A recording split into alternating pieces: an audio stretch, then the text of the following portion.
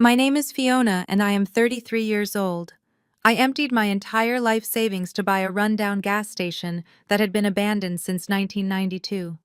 The day I signed the contract, my parents looked at me with absolute disgust and called me a fool.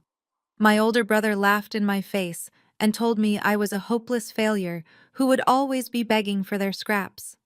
They thought they had finally broken me, that pushing me out of the family business had left me with nothing but a worthless patch of dirt. But just 1 week later, what I uncovered hidden inside the storage room behind that dusty convenience store left them all completely speechless. It turned out my patch of dirt held the key to destroying their entire empire.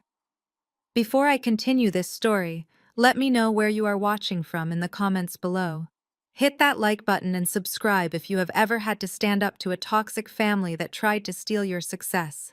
Trust me, you will want to hear exactly how I made them pay for what they did to me. Growing up in an affluent Chicago suburb, I learned very early that our household operated under two distinct sets of rules. One set was written exclusively for Cameron, the undisputed golden child who could do no wrong, and the other set was for me, the quiet workhorse expected to keep the family machinery running smoothly and silently. My father, Harrison, had built a highly lucrative commercial real estate firm from the ground up. His empire consisted of leased warehouses, regional distribution centers, and sprawling retail parks. It was a business built on ruthless ambition and rigid traditionalism. For the past 3 grueling years, I worked as the firm's logistics manager. I routinely put in 70-hour weeks. I sacrificed my weekends, missed out on social events, and surrendered my peace of mind to completely overhaul our failing supply chain network. The company had been hemorrhaging money due to outdated shipping routes, bloated vendor contracts, and a complete lack of modern infrastructure. I was the one who stayed at the office until 2 in the morning, analyzing data sets, renegotiating deals with stubborn contractors, and restructuring the entire logistical system. I saved the company millions of dollars in operational costs. My father had promised me the vice president title as my reward for this massive undertaking. I had the emails, the stellar performance reviews, and his explicit verbal guarantees. I genuinely believed that my hard work would finally force them to respect me, to see me as an equal rather than an afterthought. But respect is not a currency my family trades in. The ultimate betrayal happened on a Tuesday morning during our crucial quarterly executive board meeting. We were sitting around the massive mahogany conference table on the top floor of our downtown office building. The room was packed with our major investors, senior partners, and key stakeholders. I had my presentation neatly organized in front of me, taking deep breaths, ready to showcase the culmination of my 3-year overhaul. I had worn my best suit, prepared answers for every possible financial question, and felt a rare sense of pride. Then my father stood up, tapped his water glass, and proudly gave the floor to Cameron. My 35-year-old brother sauntered to the front of the room, adjusting the cuffs of a bespoke suit he had undoubtedly purchased with the company credit card. Cameron was flashy, incredibly arrogant, and entirely incompetent. He spent more time playing golf with prospective clients and taking extended lunches than he ever did looking at actual spreadsheets. But as he clicked a remote to bring up the first slide of the presentation on the massive projector screen, my blood ran absolutely cold. The slide deck was mine, the data sets were mine, the innovative vendor routing system, the complex cost reduction charts, the highly detailed future growth projections, all of it belonged to me. I had emailed him the finalized file the night before because he claimed he needed to review the profit margins to prepare for a separate real estate acquisition. Instead of reading it, he had simply deleted my name from the title slide and replaced it with his own. I sat frozen in my heavy leather chair, the leather squeaking slightly as I gripped the armrests. I was forced to sit there in silence, listening to my brother confidently pitch 3 years of my blood, sweat, and tears as his own strategic master plan. He pointed to a graph tracking diesel fuel costs, completely misidentifying the supply chain metrics that I had spent weeks formulating. He called our freight vendors by the wrong corporate names. It was a disaster of a presentation to anyone who actually understood the logistics industry. but he possessed enough manufactured charm and family confidence to fake his way through the room. The investors nodded along, thoroughly impressed by the bold new direction he was proposing. I looked over at my father, expecting him to intervene to stop this blatant theft and correct the record. Instead, Harrison was beaming with radiant pride. He looked at Cameron with the exact expression of admiration and respect that I had spent my entire life desperately wishing he would direct toward me. When the presentation finally concluded, the conference room erupted into enthusiastic applause. My father stood up, walking over to place a heavy, approving hand on Cameron's shoulder. He cleared his throat to make an official announcement. Based on this phenomenal restructuring and the incredible vision shown here today, I am thrilled to officially name Cameron as our new Vice President of Operations. The room clapped louder. Cameron flashed a brilliant rehearsed smile and began shaking hands with the investors, soaking up the praise and adoration he absolutely did not earn. I felt physically sick, my stomach churning with a mixture of profound humiliation and intense anger. The promotion I had sacrificed my youth and personal life for was being handed away right in front of me, treated as a participation trophy for the son who simply showed up. As soon as the investors cleared out of the conference room and the hallways emptied, I marched straight into my father's private office. I closed the heavy glass door behind me, ensuring no one could hear us. My hands were shaking, but I forced myself to stand tall. "Dad? You cannot do this," I said, keeping my voice as steady and forceful as possible. That was my presentation.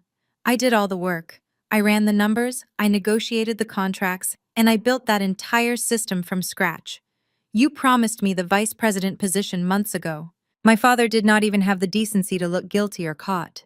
He simply sat down behind his massive desk, steepled his fingers, and looked at me with mild annoyance. "Fiona, lower your voice. You are being hysterical." Cameron presented a brilliant strategy today, and the board loved his delivery. "He just read my slides," I shot back, taking a step closer to his desk. "He does not even know how the routing software works." If an investor had asked him a single technical question, the entire presentation would have collapsed. I saved this company from bankruptcy, not him. My father let out a long, patronizing sigh, the kind of sigh reserved for a misbehaving child. "Fiona, you need to look at the bigger picture here. You are a great logistics manager, and we deeply value your behind-the-scenes work. You are good with the details. But Cameron has the charisma. He has the executive presence. He is the face of the legacy. People out there want to do business with him. They want to shake his hand. You are just too emotional right now to understand how corporate optics work. We need you to be a team player. If you keep your head down, manage the day-to-day operations, and keep supporting your brother, maybe we can discuss a small bonus at the end of the fiscal year." A team player. That was his code word for staying in my lane, doing the heavy lifting in the shadows, and letting the men in the family take all the public glory and financial reward. In that exact moment, looking across the polished wood of his desk, the invisible string that had kept me tied to their approval completely snapped. I looked at my father, really looked at him, and realized with absolute chilling clarity that I would never win in this family. There was no amount of money I could save them, no amount of late nights I could work, and no level of success I could achieve that would ever make them see me as anything other than Cameron's support staff.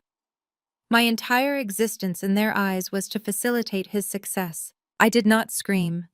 I did not cry or beg for what was rightfully mine. I simply nodded, turned around, and walked out of his office without another word.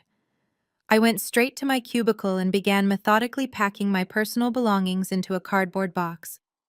I did not look at my colleagues or explain my actions as I carried my things to the elevator. Over the next 48 hours, I operated with a cold, calculated precision that left no room for doubt or hesitation. I went to my bank and quietly emptied my entire life savings account. I logged into my brokerage portal and liquidated my modest stock portfolio, selling off every single share I had slowly and carefully accumulated over my adult years. I gathered every dollar I had to my name, ignoring the frantic warnings of financial advisors. I knew exactly what I was going to do. I was going to build my own independent logistics hub, and I was going to do it without a single cent of my family's money or influence. I drove out to the dusty, forgotten outskirts of town, miles away from my family's pristine commercial properties and luxury developments. I met with a bewildered local real estate agent inside a sweltering diner. I did not hesitate as I signed the heavy stack of paperwork to purchase a dilapidated, rusted property that had been abandoned since 1992. It was an old, weather-beaten gas station, sitting on a massive, neglected lot covered in overgrown weeds, broken glass, and cracked asphalt. The paint on the main building was peeling off in large strips. The metal canopy over the pumps was sagging dangerously, and the convenience store windows were caked in decades of hardened grime. It looked like a financial nightmare, a complete dead end that commercial developers had ignored for 30 years. But I knew the local geography perfectly. I knew the interstate expansion was planned several miles away, and I also knew this old route was a heavily trafficked secondary artery for independent truckers. With the right investment and a lot of elbow grease, I could transform this abandoned plot into a vital logistical way station and dispatch center. As I stood there holding the deed to my new property, feeling the hot wind kick up dust around my ankles, it looked like absolute freedom. I was finally the owner of my own destiny, completely severed from the toxic shadow of my brother and the suffocating control of my father. The following Sunday evening, I walked into the most exclusive downtown steakhouse for our mandatory family dinner. The restaurant was a fortress of dark mahogany wood, dim, ambient lighting, and soft jazz playing in the background. It was the kind of place where waiters wore white gloves, and a single appetizer cost more than most people made in an entire day of hard labor. The contrast between this opulent world and the gritty reality I had just chosen for myself was staggering. My parents and Cameron were already seated at our usual expansive corner booth. They were sharing a $300 bottle of Cabernet, loudly celebrating Cameron's newly stolen promotion. I stood at the edge of the table for a moment, taking in the scene before me.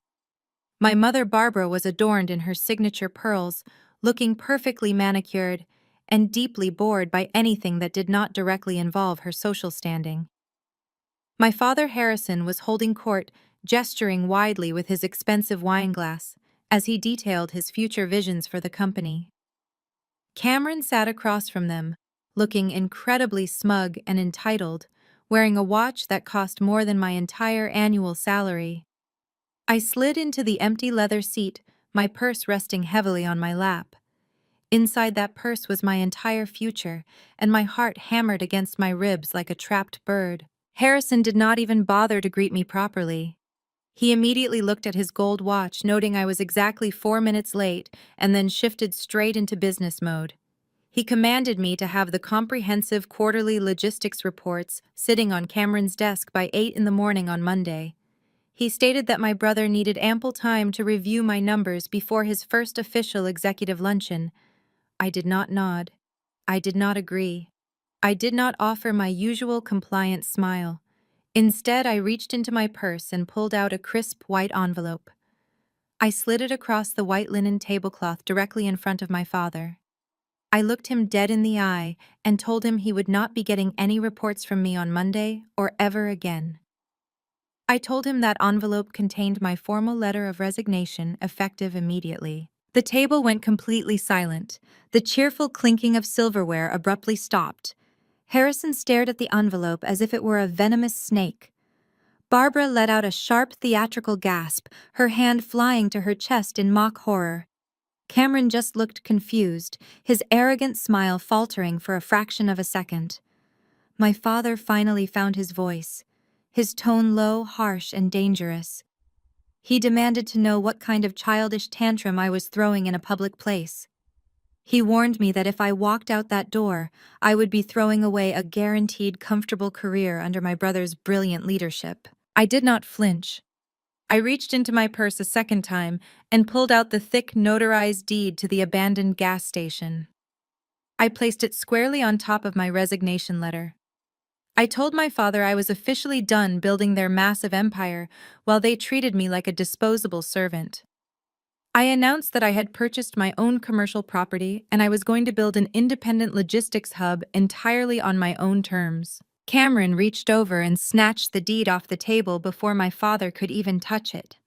He scanned the address, his brow furrowing as he tried to mentally map the location. When he finally realized where the property was situated, he threw his head back and burst into loud theatrical laughter. The sound echoed abrasively through the quiet restaurant, drawing annoyed stares from the wealthy diners at adjacent tables. He slammed his hand on the table, wiping a tear of mirth from his eye. He asked if I had completely lost my mind. Cameron loudly mocked my purchase, broadcasting to the entire dining room that I had dumped my life savings into a toxic dirt patch on the absolute worst edge of town. He called the property a rusted environmental nightmare that had been completely dead for 30 years. He leaned across the table, a cruel smirk twisting his features, and called me a hopeless failure. He told me I had zero business acumen, no strategic vision, and that without the family name backing me up, I would be utterly bankrupt and begging for my old cubicle within a single month. He laughed again, tossing the deed back at me like it was a worthless piece of garbage. My mother did not defend me. She did not express a single ounce of maternal concern for my well-being or my future. Instead, she sighed dramatically, looking around the restaurant with frantic embarrassment to see who was watching us. She leaned in close to the table, her voice a harsh, venomous whisper. She told me I was an absolute embarrassment to their elite social circle. She demanded to know how she was supposed to explain this humiliating career move to her friends at the country club. She explicitly forbade me from ever mentioning this trashy venture to anyone in their network. She stated that the very idea of a woman from our distinguished family operating a filthy abandoned gas station was a total humiliation that she would not tolerate. She looked at me with pure, unadulterated disgust. Then my father delivered the final crushing blow. The faint amusement had vanished from his face, replaced by a cold, calculating fury. He told me that if I wanted to play business owner with a rusted pump and a patch of dead weeds, I was going to do it completely on my own. He officially fired me from the family firm right then and there, stripping away my title and my security. But he did not stop there. He coldly informed me that he was severing my access to the family trust immediately. He declared that I would not see another dime of their money, not a single cent of future inheritance, and that my company health insurance would be terminated by midnight. He told me I was dead to the firm and dead to the family legacy. He crossed his arms and stared at me, fully expecting me to break down, to cry, to beg for my job back, and apologize for my defiance.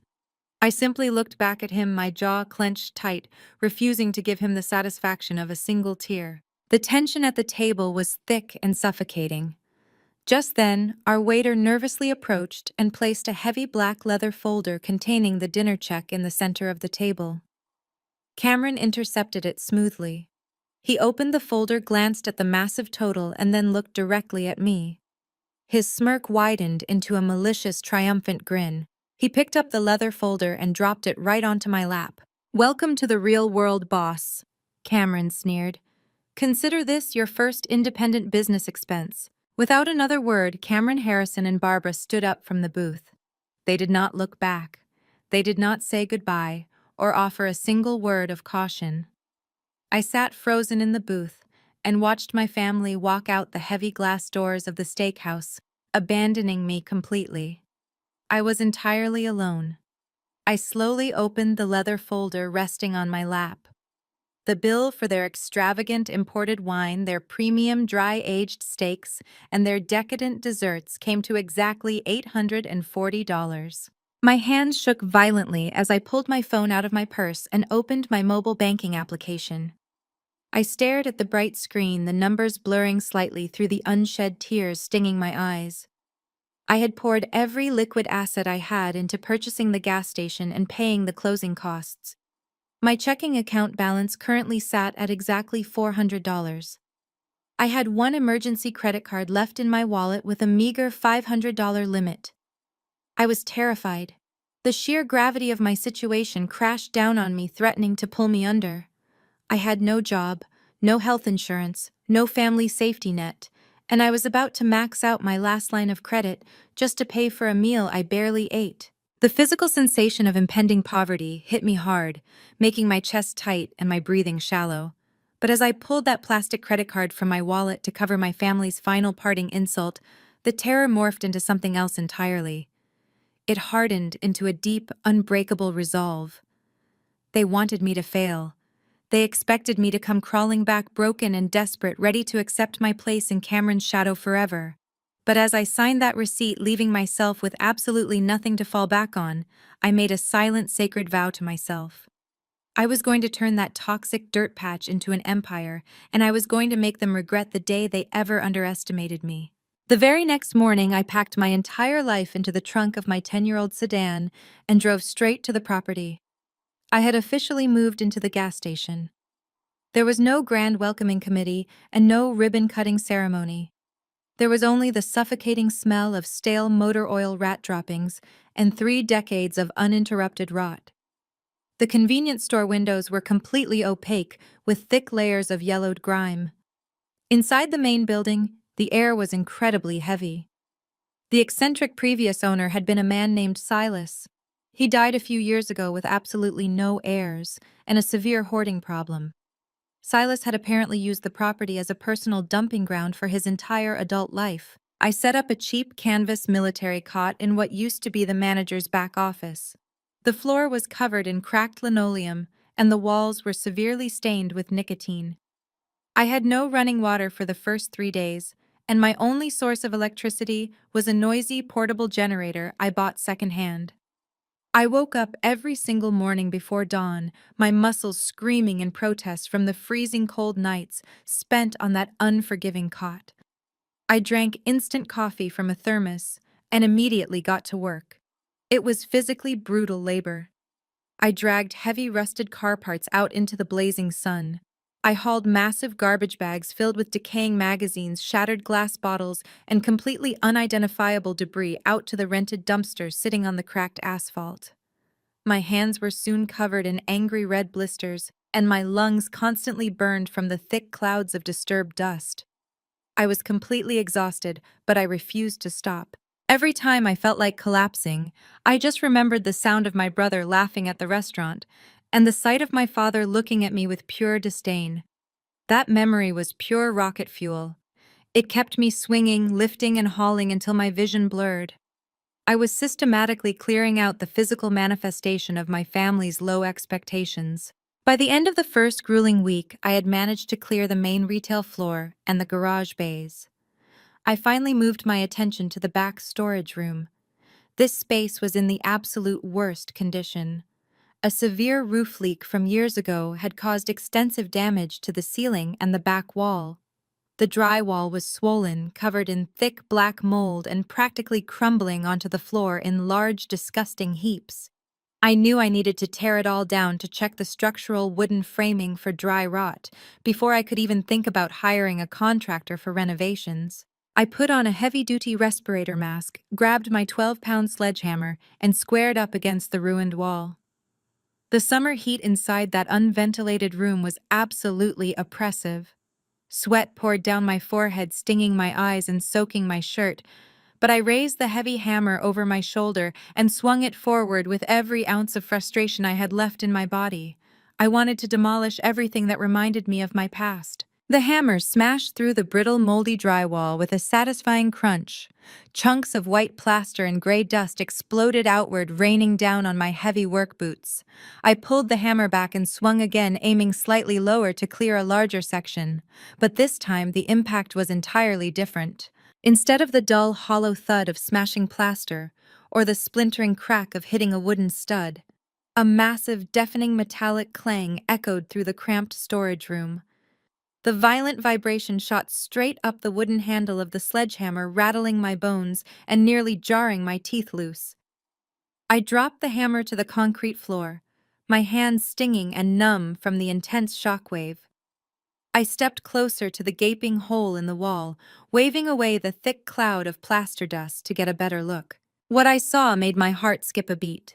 Hidden completely behind the layer of cheap water-damaged drywall was a massive solid steel plate. I grabbed a crowbar from my tool belt and frantically began ripping away the surrounding sections of the ruined wall. I tore down sheets of plaster with my bare hands, ignoring the sharp splinters scraping against my knuckles. As the false wall crumbled away, the sheer scale of my discovery was slowly revealed in the dim light. It was not just a steel plate, it was a massive commercial-grade fireproof walk-in vault.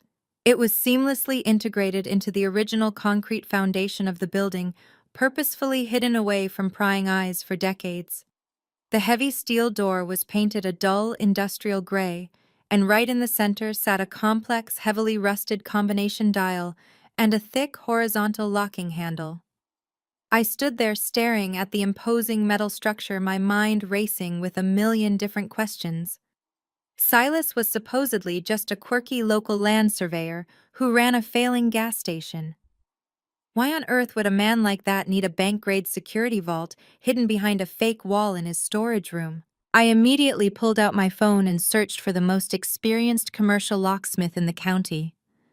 I found a man named Hank, a gruff retired military contractor who specialized in cracking antique safes. I told him it was an absolute emergency and promised to pay his exorbitant rush fee in cash.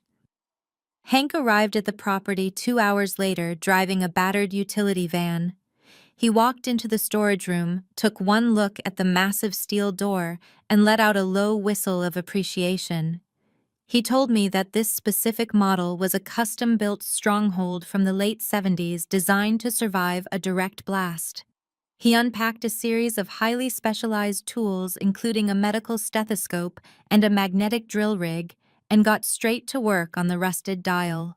The tension in the air was thick enough to cut with a knife. I paced back and forth across the dusty linoleum floor, watching Hank manipulate the rusted mechanism with intense precision. The hours dragged on relentlessly. The heat inside the room grew even more unbearable. My anxiety spiked with every minute that ticked by. What if it was completely empty? What if Silas had just been paranoid and locked away nothing but old tax returns and useless junk? I had bet my absolute last dollar on this property, and right now my entire future depended on whatever was waiting on the other side of that steel barrier. I could not afford to be wrong. I had burned every single bridge with my family, and I had no safety net left to catch me if I fell. Suddenly, a loud, heavy mechanical click resonated from inside the door. Hank stepped back, wiping a thick layer of sweat from his forehead with the back of his grease-stained hand. He looked at me, a triumphant grin spreading across his weathered face. He grabbed the thick steel handle, braced his heavy boots against the concrete floor, and pulled with all his might. The internal locking bolts ground together with a harsh metallic screech, protesting loudly after 30 years of total inactivity. Slowly, inch by inch, the massive steel door groaned open. A rush of cool, perfectly preserved stale air washed over my face. I stepped past Hank, pulled a heavy-duty flashlight from my belt, and walked straight into the pitch-black darkness of the hidden vault. What I saw waiting for me inside the shadows was about to change the trajectory of my entire life. My flashlight beam cut through the pitch-black darkness, sweeping across the expansive interior of the hidden vault. The air inside was completely different from the sweltering, moldy storage room behind me. It was cool, incredibly dry, and carried a faint metallic scent. Silas had somehow installed a passive moisture control system that had miraculously survived the decades, keeping the atmosphere perfectly preserved. But it was not the ingenious architecture that made my jaw drop. It was the contents. The vault was not filled with stacks of cash, gold bars, or traditional valuables. Instead, the heavy steel shelving units lining the concrete walls were packed with carefully preserved history. Thick padded moving blankets and heavy layers of industrial plastic wrap protected dozens of massive objects.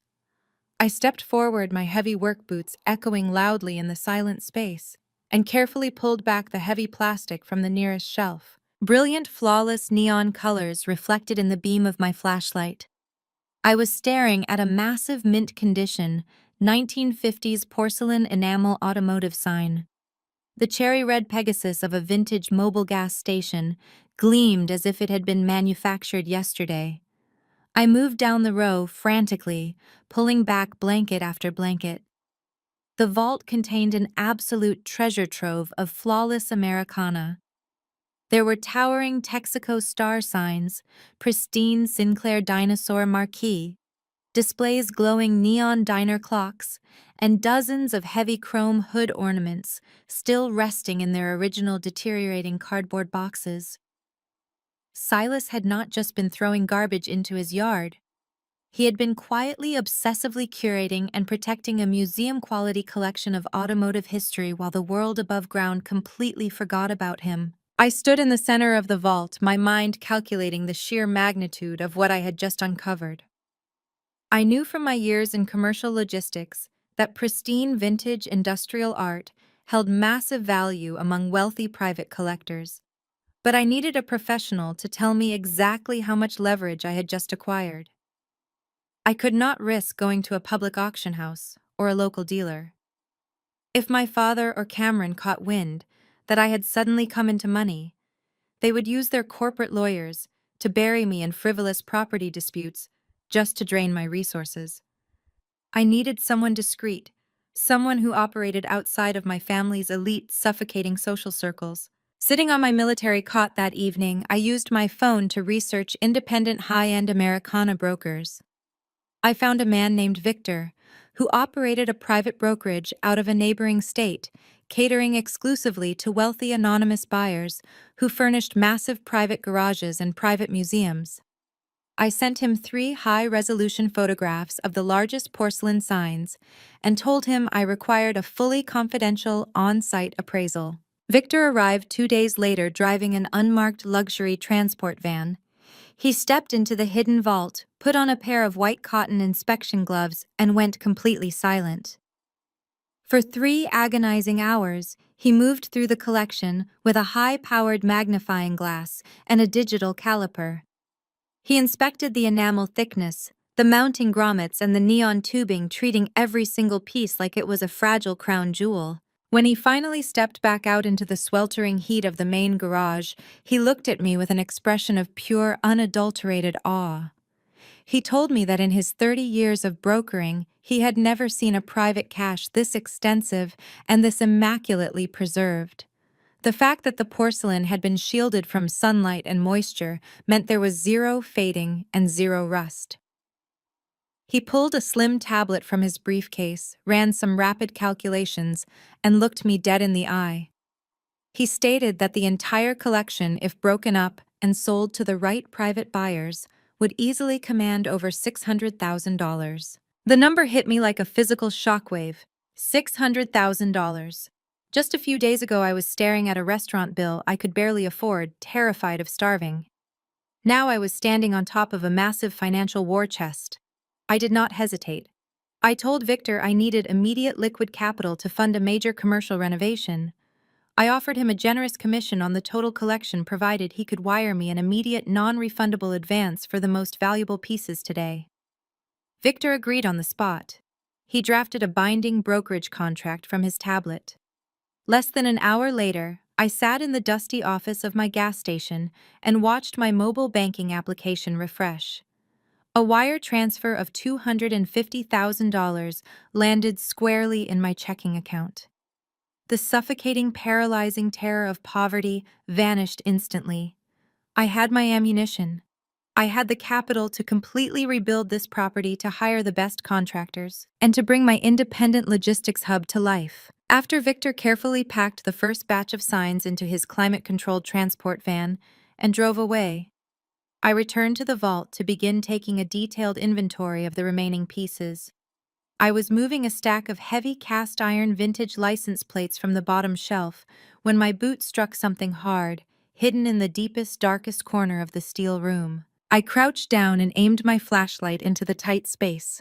Wedged firmly beneath the heavy steel framing of the bottom shelf was a battered olive-green metal lockbox. It looked like an old military surplus ammunition crate, sealed shut with a heavy brass padlock. The lock was thick with a strange white oxidation, indicating it had not been touched in decades. I grabbed my heavy steel crowbar from the main floor, wedged the hooked end directly behind the brass lock, and threw my entire body weight into the metal bar. The old padlock snapped with a sharp crack, falling heavily to the concrete floor. I pulled the metal lid open fully, expecting to find stacks of old silver certificates or perhaps some eccentric personal journals. Instead, the box was packed tightly with thick, yellowed legal folders bound in dry, brittle twine. I lifted the heavy stack out of the box and carried it into the office, spreading the documents across a folding plastic table I had set up near my cot. I turned on my battery-powered desk lamp and carefully untied the twine. The documents were original typewritten legal contracts dating back to the late 1980s. The thick parchment paper crackled as I turned the pages. My years of managing complex real estate logistics for my father's firm had trained me to read dense legal jargon quickly and efficiently. I scanned the property boundary descriptions, the municipal zoning codes, and the notarized signatures. The name Silas Montgomery appeared repeatedly across the bottom of every single page. As I read deeper into the files, my breathing slowed. My eyes darted across the typewritten paragraphs, absorbing the sheer, incomprehensible magnitude of what the eccentric old man had actually accomplished. Silas had not just owned the 2-acre plot where the gas station sat. According to these perfectly preserved, grandfathered in commercial deeds, Silas had systematically exploited a massive blind spot in the local municipal zoning laws decades ago. When the surrounding town experienced a severe economic downturn in the 80s, the local government had desperately liquidated vast tracts of undeveloped land to balance their municipal budget. Everyone assumed the dusty, rocky valley surrounding the gas station was completely barren and worthless. But Silas was a land surveyor. He knew the topography better than any city planner. He knew that the valley sat directly over a massive, pristine subterranean aquifer. The documents in my hands proved that Silas had quietly purchased the exclusive, irrevocable water and mineral rights for the entire 800-acre valley surrounding my property. I sat back in my cheap folding chair, my heart pounding a frantic rhythm against my ribs. I read the clauses again, tracing the typewritten ink with my finger to make sure I was not hallucinating. Because the city had completely written off the land they sold the subterranean rights for absolute pennies. And crucially, Silas had structured the purchase so that these exclusive rights ran directly with the title of the gas station property itself. By purchasing the deed to the gas station, I had legally inherited the absolute undisputed control over the water table for the entire surrounding region. The realization hit me with the force of a freight train. In commercial real estate development, controlling the water rights is the ultimate trump card. Any developer who wanted to build anything substantial in that 800-acre basin would be entirely legally dependent on whoever held these documents. They could not drill a well, they could not lay municipal piping, they could not build a single foundation without securing my explicit, legally binding authorization. I was no longer just a woman trying to renovate an old gas station. I held the absolute lifeblood of the entire valley securely in my hands. The universe had not just handed me a second chance. It had handed me the keys to a kingdom. I secured the irreplaceable water deeds inside a heavy plastic sleeve and locked them back inside the fireproof vault. Less than 48 hours later, the universe delivered the exact reason those documents were so incredibly valuable. I was sitting at my plastic folding table, drinking bitter coffee and reviewing contractor bids for the canopy repair when my laptop chimed with a breaking news alert. It was a live stream from the local business journal.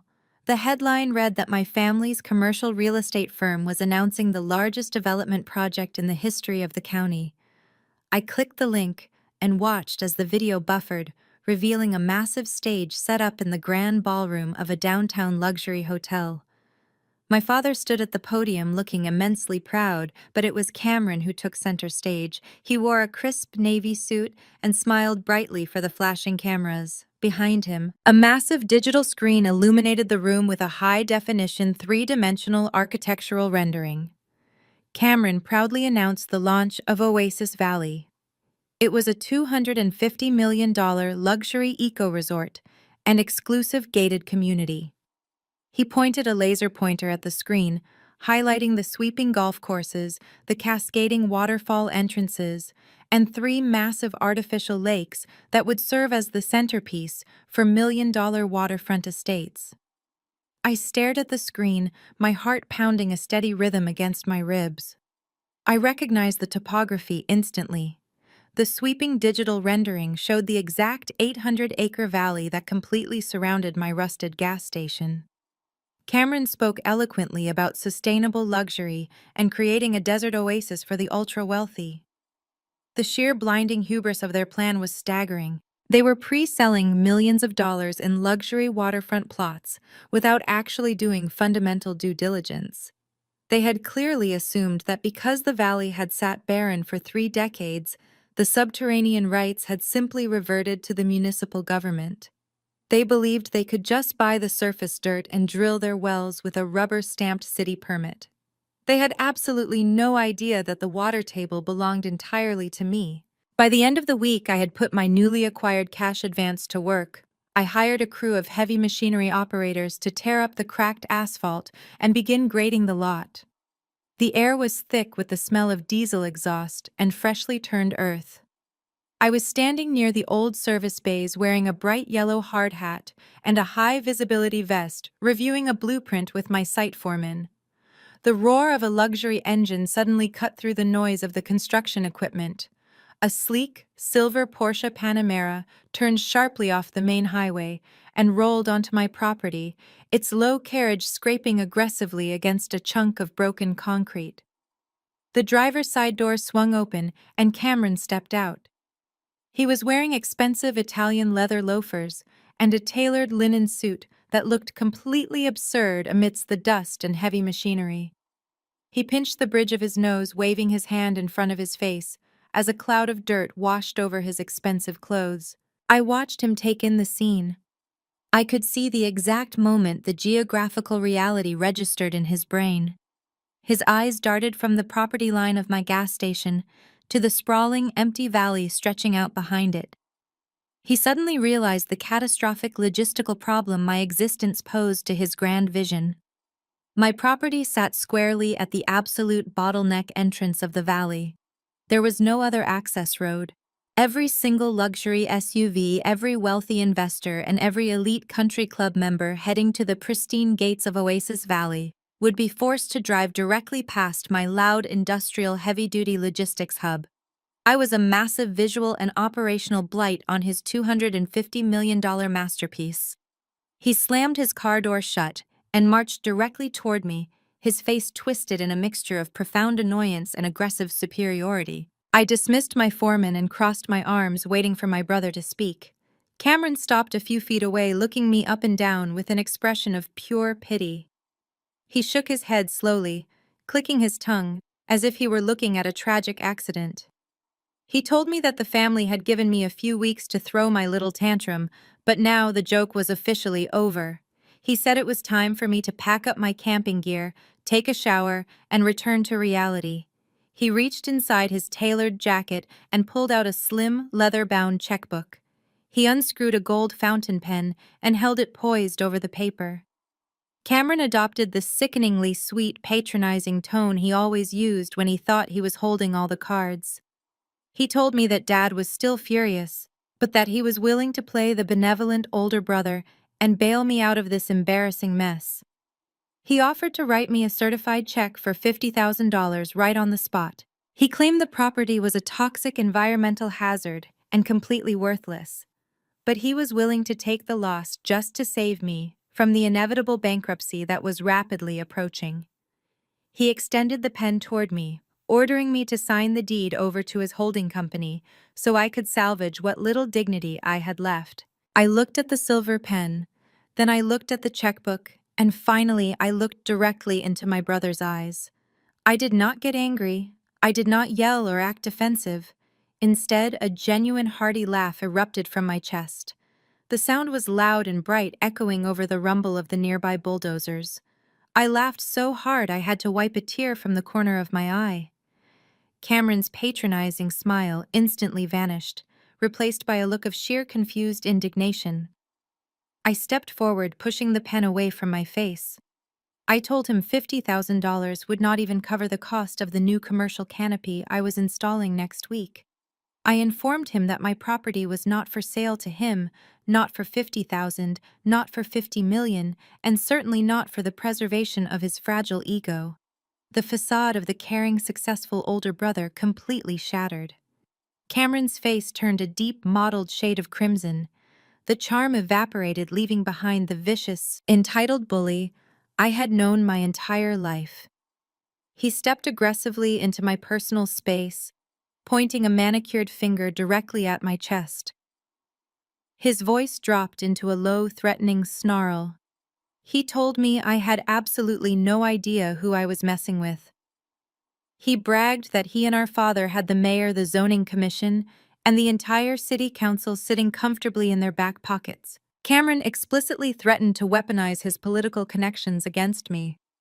He swore that if I did not take the $50,000 and walk away today, he would have the city council condemn my property via eminent domain before the end of the month. He promised to launch a barrage of environmental inspections, structural audits, and legal injunctions that would bury me so deep in legal fees I would be living on the streets. He sneered, stating that I was nothing but a pathetic dropout trying to play a rich man's game, and that he would take immense pleasure in crushing my little rebellion into the dirt. I did not take a single step back.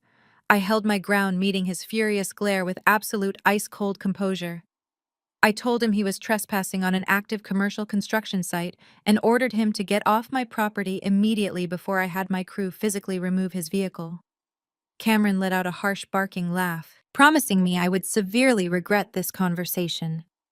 He turned on his heel, stormed back to his Porsche, and slammed the door with enough force to shake the windows. He threw the car into reverse, spinning his expensive tires in the dirt and gravel as he sped back onto the highway, leaving a thick cloud of dust in his wake. I stood there watching his taillights disappear into the distance. I reached into my pocket, my fingers brushing against the heavy brass key to the hidden vault. I smiled broadly into the dusty wind. Cameron thought he held the entire world in his hands, but he had absolutely no idea about the catastrophic legal trap he had just blindly walked into. Cameron and my father did not waste a single second making good on their threats. At exactly 8 in the morning on the very next day, a fleet of white municipal vehicles pulled onto the freshly graded dirt of my property. 5 city inspectors stepped out, all wearing identical expressions of bureaucratic indifference and carrying thick clipboards. They did not introduce themselves or ask for the property owner. They simply fanned out across the site and began issuing citations with a speed and coordination that was entirely unnatural for local government workers. I walked over to the lead inspector, a short man with a clipboard who refused to make eye contact with me. I asked him what was going on and why my construction crew was being ordered to halt their work. He handed me a stack of yellow carbon copy papers without a word. The citations were completely absurd. I was being fined for the placement of a temporary dumpster. I was cited for the distance between the portable toilets and the property line. They dug up obscure municipal codes from the 1970s, citing the angle of the rusted canopy and the type of gravel used near the old pumps. One citation actually claimed the weeds on the far edge of the property constituted an illegal environmental hazard. By the end of that first hour, I had accumulated over $10,000 in municipal fines. The lead inspector smugly informed me that a stop work order had been placed on my entire renovation project. He stated that no heavy machinery could operate on the premises until every single violation was rectified and re-inspected by the city zoning board. A board that I knew for a fact was chaired by one of my father's oldest golfing buddies. It was a perfectly executed, weaponized bureaucratic strike designed to bleed my remaining capital dry and force me into submission. But the harassment did not stop with the city inspectors.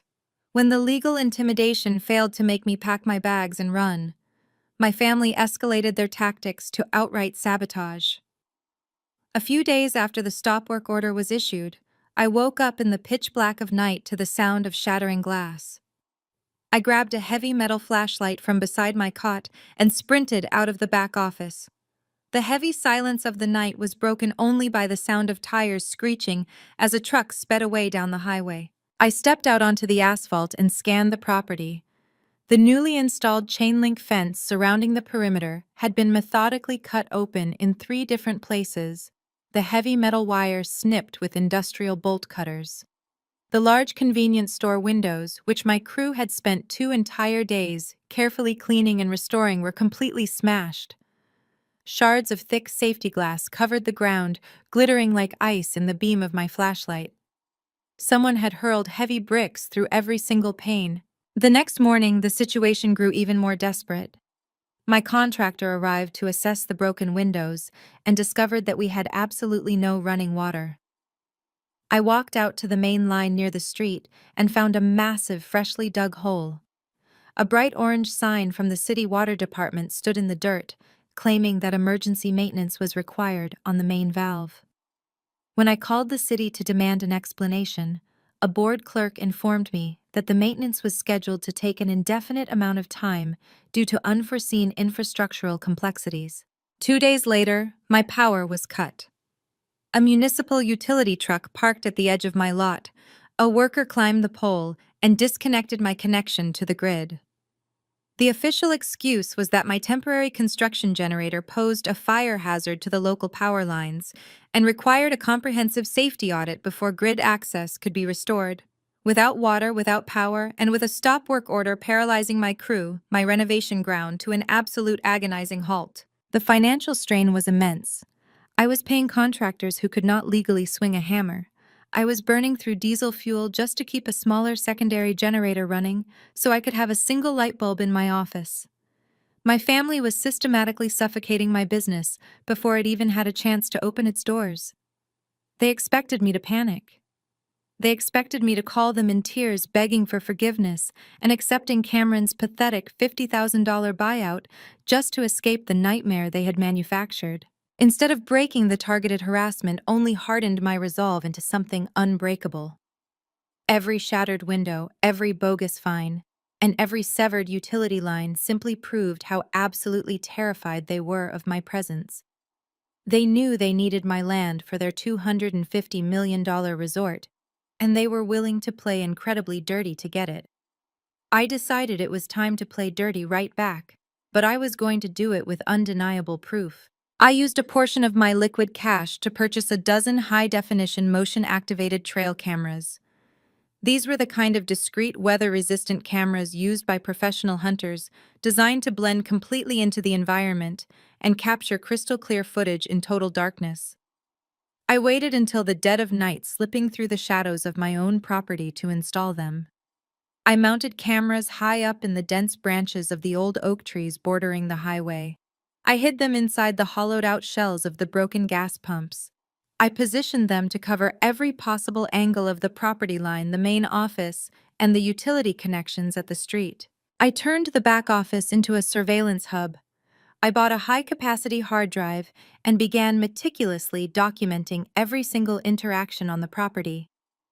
When the city inspectors returned to issue another round of fabricated code violations, my hidden cameras captured their license plates, their badge numbers, and the undeniable fact that they were spending less than 2 minutes actually looking at the property before writing the citations. I recorded audio on my phone during every conversation, capturing their smug, rehearsed answers.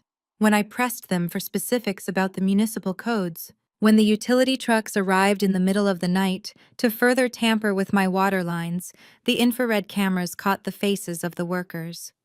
I documented the distinct logos on their trucks, which did not belong to the city at all, but rather to a private third-party contracting firm frequently employed by my father's real estate development company. The puzzle pieces were falling into place perfectly. I created a massive digital dossier. I scanned every bogus citation, attached the corresponding video footage of the corrupt inspectors, and logged the exact timestamps of the vandalism and utility disruptions. I was building an ironclad, undeniable case of targeted corporate harassment, municipal corruption, and illegal property damage. My family thought they were waging a psychological war against a helpless, emotional dropout. They had no idea they were actively handing me the exact ammunition I needed to completely destroy their public reputation and dismantle their entire corporate empire. I reviewed the footage every single morning before the sun even crested the horizon. I watched the digital recordings of my brother's hired thugs slinking around my property in the dead of night. They wore dark hoodies and heavy work gloves, carrying out their petty destruction with the sloppy confidence of men who believed they were completely untouchable. One piece of footage showed a man I recognized instantly. It was the head of security from my father's corporate office personally overseeing the cutting of my chain-link fence. The sheer arrogance of sending a direct employee to commit vandalism on my land proved how little they respected my intelligence. They genuinely believed I was too stupid to catch them. The physical toll of living in a combat zone was exhausting, but the mental clarity it provided was profound. I swept up the broken glass myself. I patched the holes in the fence with heavy gauge wire. I hauled buckets of water from a local commercial supplier just to flush the toilet and wash the dirt from my hands. I did not complain, and I did not let them see me sweat. Whenever Cameron drove his Porsche slowly past the property rolling down his window to smirk at the lack of construction progress, I simply stood on the cracked asphalt and smiled back at him. I waved with absolute unbothered confidence. That smile infuriated him more than any screaming match ever could. It signaled that his attacks were failing. It signaled that I knew something he did not. Every night, the file on my hard drive grew larger.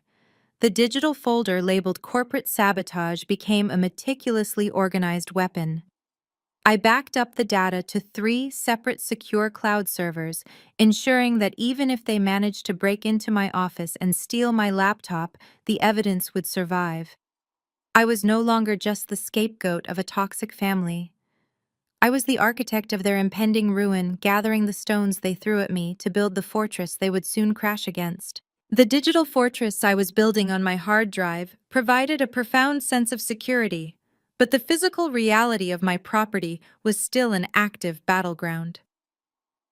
Late Thursday afternoon, the dust had barely settled from yet another completely fabricated municipal inspection when a pristine black Mercedes SUV rolled slowly onto my gravel lot. It was not Cameron returning to throw another tantrum.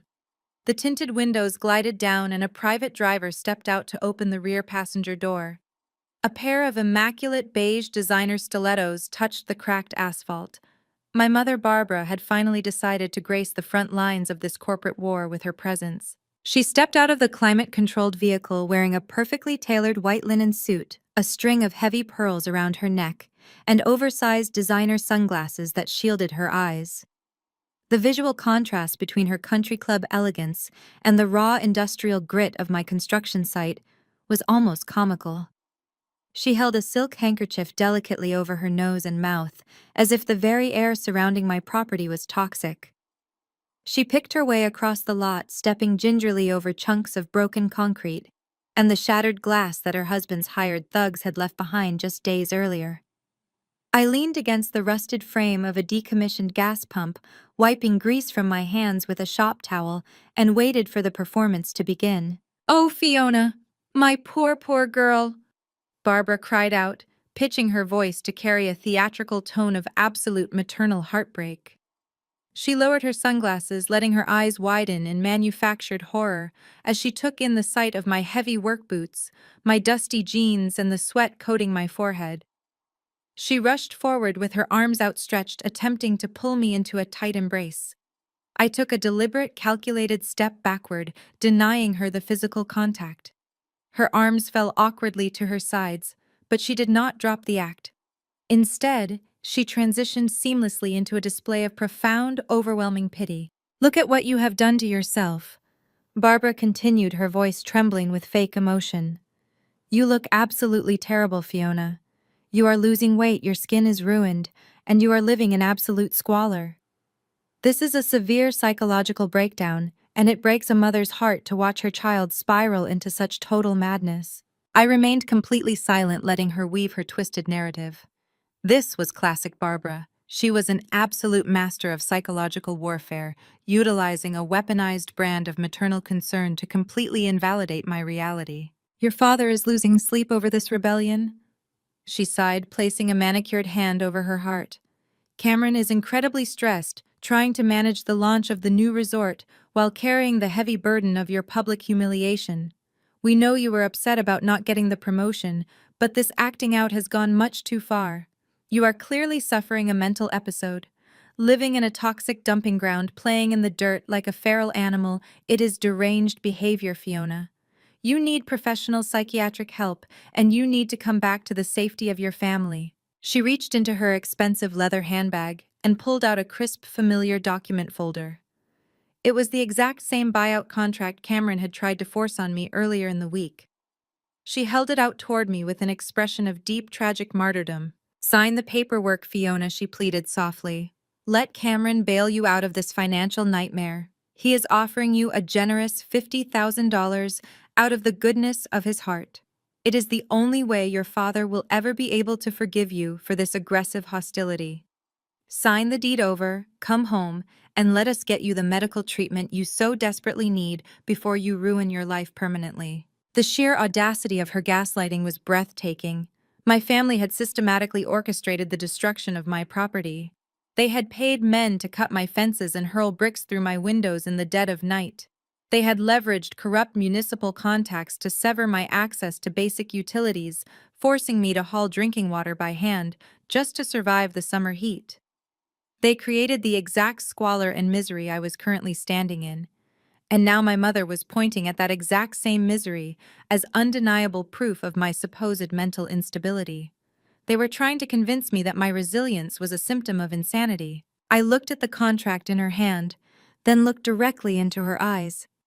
Did Dad's blood pressure spike before or after he paid those private contractors to smash my convenience store windows? I asked, my voice calm, level, and entirely devoid of emotion. Did Cameron lose sleep on the night he bribed the city zoning board to illegally disconnect my water line? Or was that just part of his stressful resort launch? Barbara gasped sharply, taking a step back as if I had physically struck her. The mask of the caring, distressed mother slipped for a fraction of a second, revealing the cold, calculating woman beneath. How dare you accuse your father of such thuggery?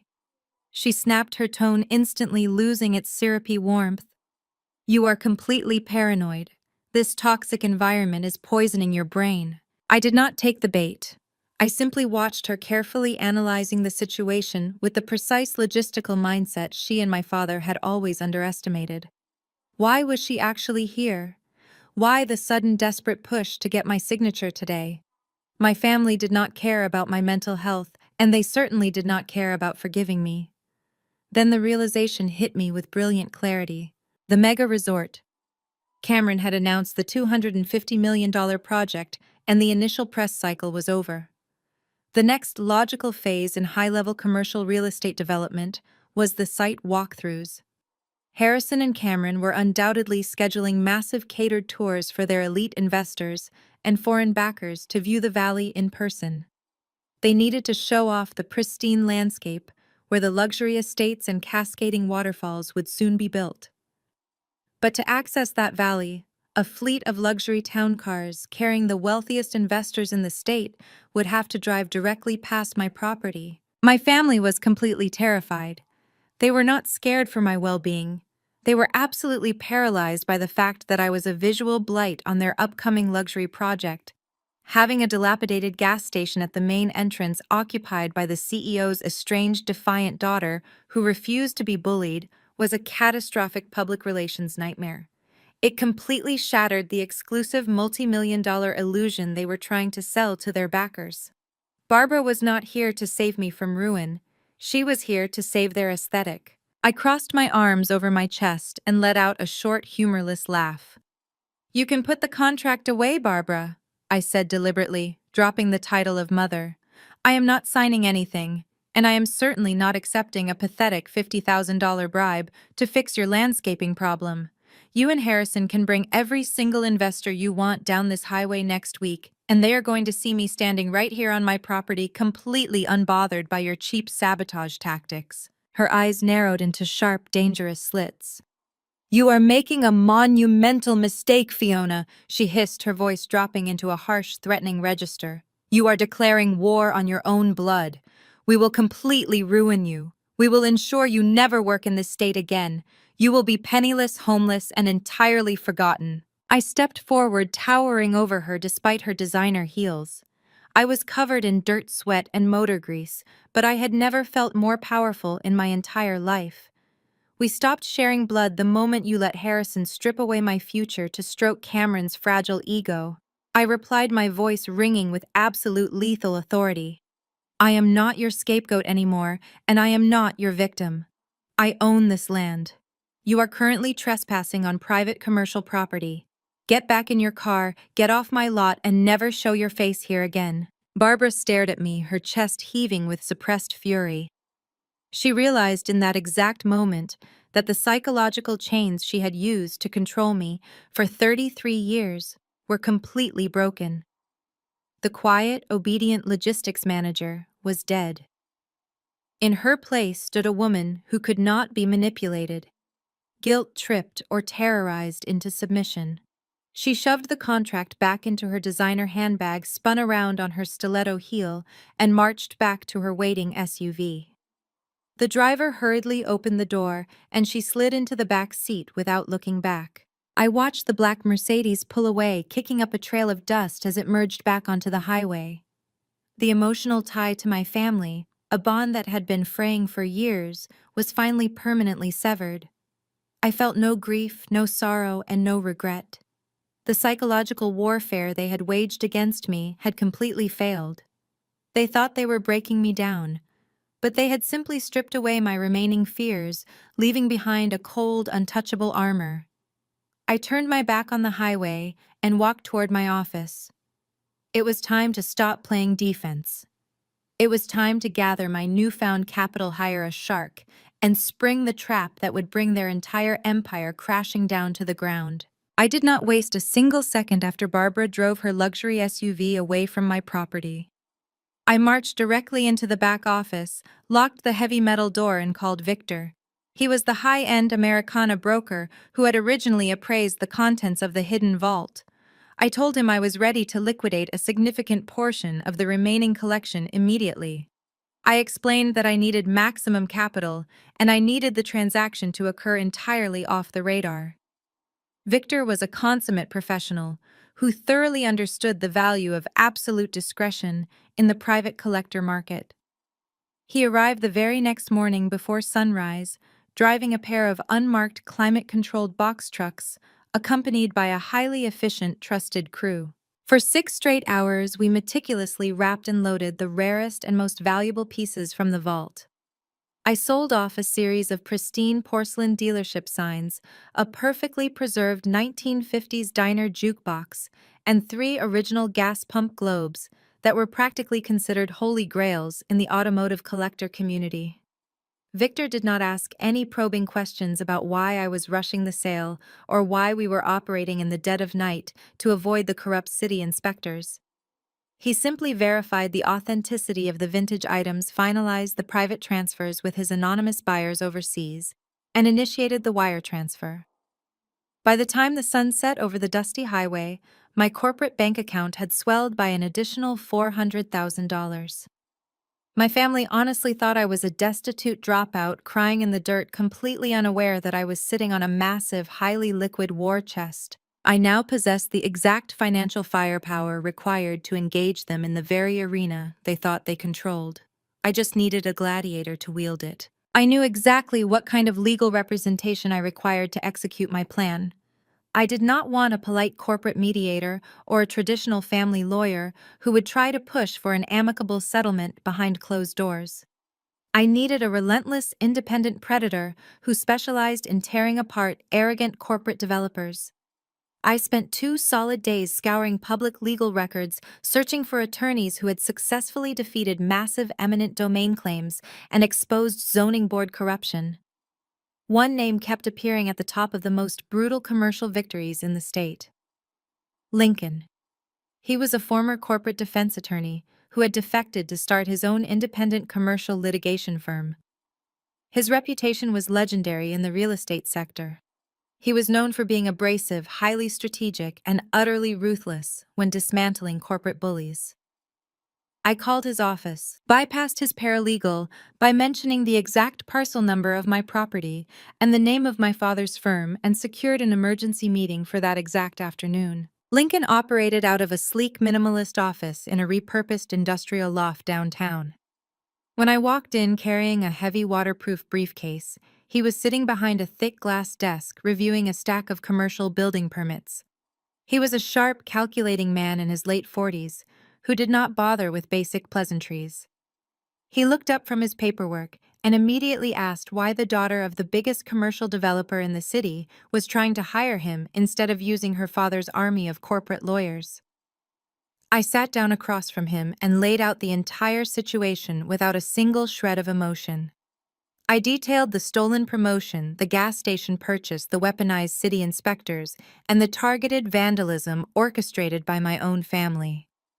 Lincoln listened impassively, his face a complete stone wall. Then I opened my waterproof briefcase.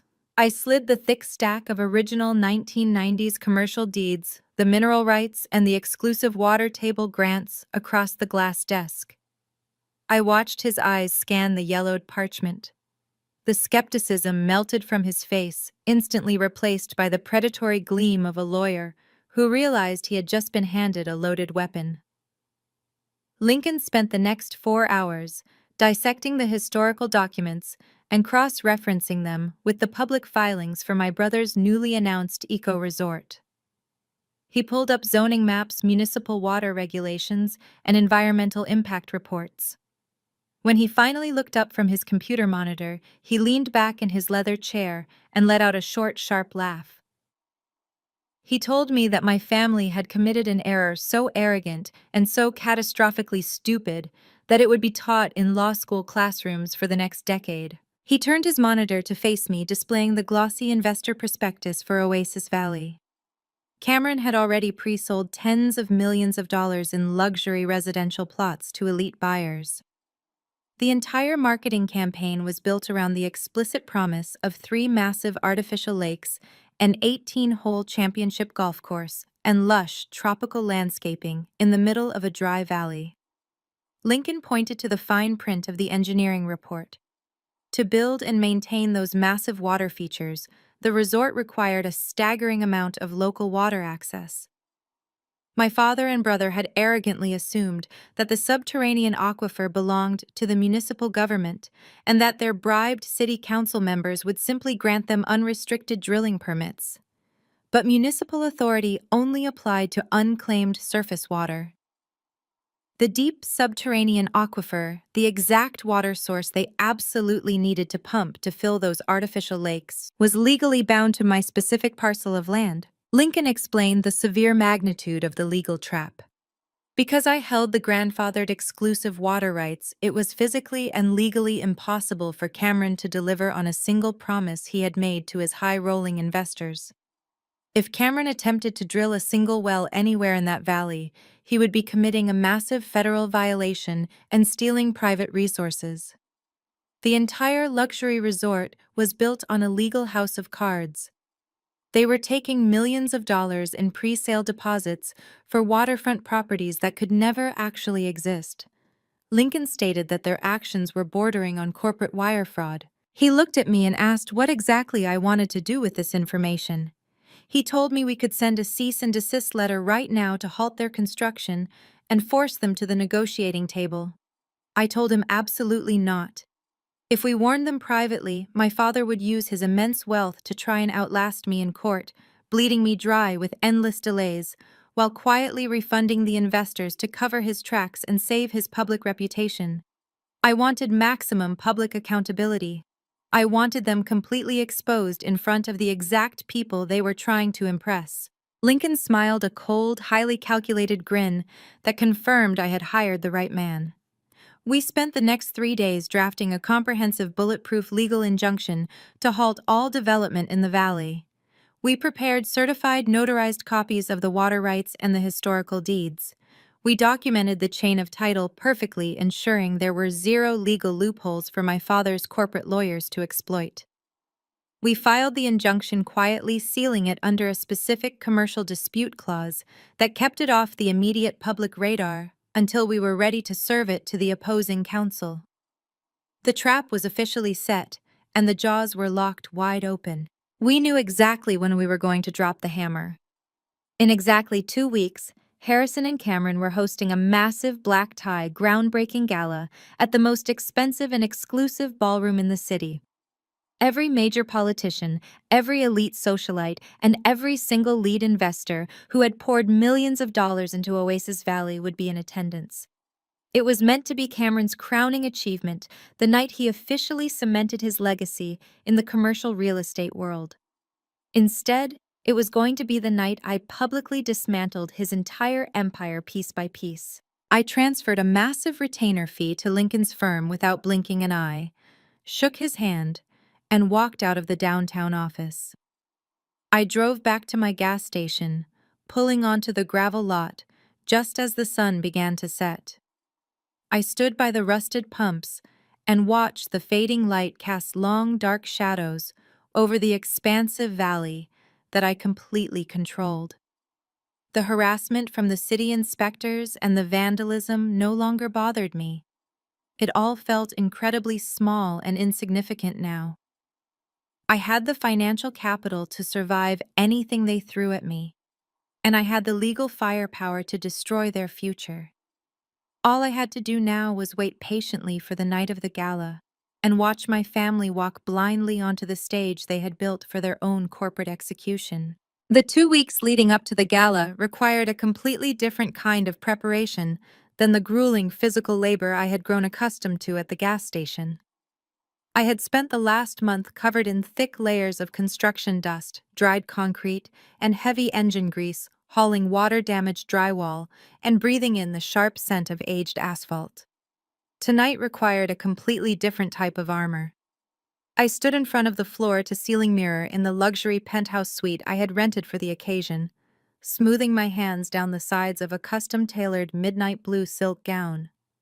It was a dress that commanded absolute, undeniable authority, purchased with a fraction of the liquid capital I had secured from Victor earlier that week. I paired the gown with understated but incredibly expensive diamond earrings and a sharp, elegant updo that pulled my hair tightly away from my face. I did not look like a hopeless failure. I did not look like a disgruntled, emotional dropout crying in the dirt. I looked like a woman who owned the entire room before she even stepped foot inside it. Lincoln met me in the hotel lobby promptly at 7 o'clock. He wore a razor-sharp charcoal suit carrying a slim leather briefcase that held the nuclear codes to my family's entire commercial empire. We rode in the back of a hired black town car in total focused silence. The venue was the Grand Heritage Ballroom, the most opulent and historically significant event space in the downtown financial district. As we pulled up to the valet stand, the sheer staggering scale of my father and brother's hubris was on full public display. Massive industrial floodlights illuminated the historic stone facade of the building. Dozens of valets scrambled frantically to park a continuous shining stream of Bentleys, Maseratis, and armored SUVs. Thick red velvet ropes guided the city's absolute elite through the towering brass front doors. My family had spared absolutely no expense to celebrate a massive corporate victory they had not actually secured. We walked past the ticketing podium with the quiet, unbothered confidence of people who completely belonged there. The ballroom itself was a masterpiece of modern corporate excess. Enormous crystal chandeliers cast a warm golden glow over hundreds of guests, dressed in strict, impeccable black tie attire. Waiters in crisp white tuxedos glided smoothly through the dense crowd, carrying heavy silver trays piled high with beluga caviar and crystal flutes of vintage champagne. In the absolute center of the room stood a massive, brightly illuminated architectural model of Oasis Valley. It showcased the sprawling, fictional artificial lakes, the cascading waterfalls, and the vibrant green golf courses that would never actually see a single drop of local water. I scanned the massive room and instantly spotted them. Harrison and Cameron were standing near the front of the main presentation stage, completely surrounded by a thick, eager circle of the city's most powerful politicians and heavy-hitting institutional investors. They were laughing loudly, shaking hands vigorously, and slapping backs. Cameron was holding a heavy crystal glass of expensive scotch, regaling a group of wealthy foreign backers with a story I was absolutely sure he had completely fabricated. He looked entirely in his element, playing the role of the conquering hero of the commercial real estate world. A few feet away, my mother Barbara was holding court with the wives of the city council members. She was wearing a glittering silver designer gown, smiling her perfectly rehearsed vacant smile, completely oblivious to the impending destruction of her social standing. I took a deep breath, letting the cool air-conditioned air fill my lungs, and stepped directly into the main thoroughfare of the ballroom. I did not try to blend in. I did not stick to the shadows along the walls. I walked with slow, deliberate, heavy steps straight toward the brightly lit center of the room. It did not take long for the ripple effect to begin. The wealthy guests closest to me stopped talking mid-sentence, their eyes drawn to the midnight blue silk and the absolute icy confidence radiating from my posture. As I moved deeper into the crowd, the silence spread outward like a sudden freezing wave. Barbara was the very first member of my family to actually see me.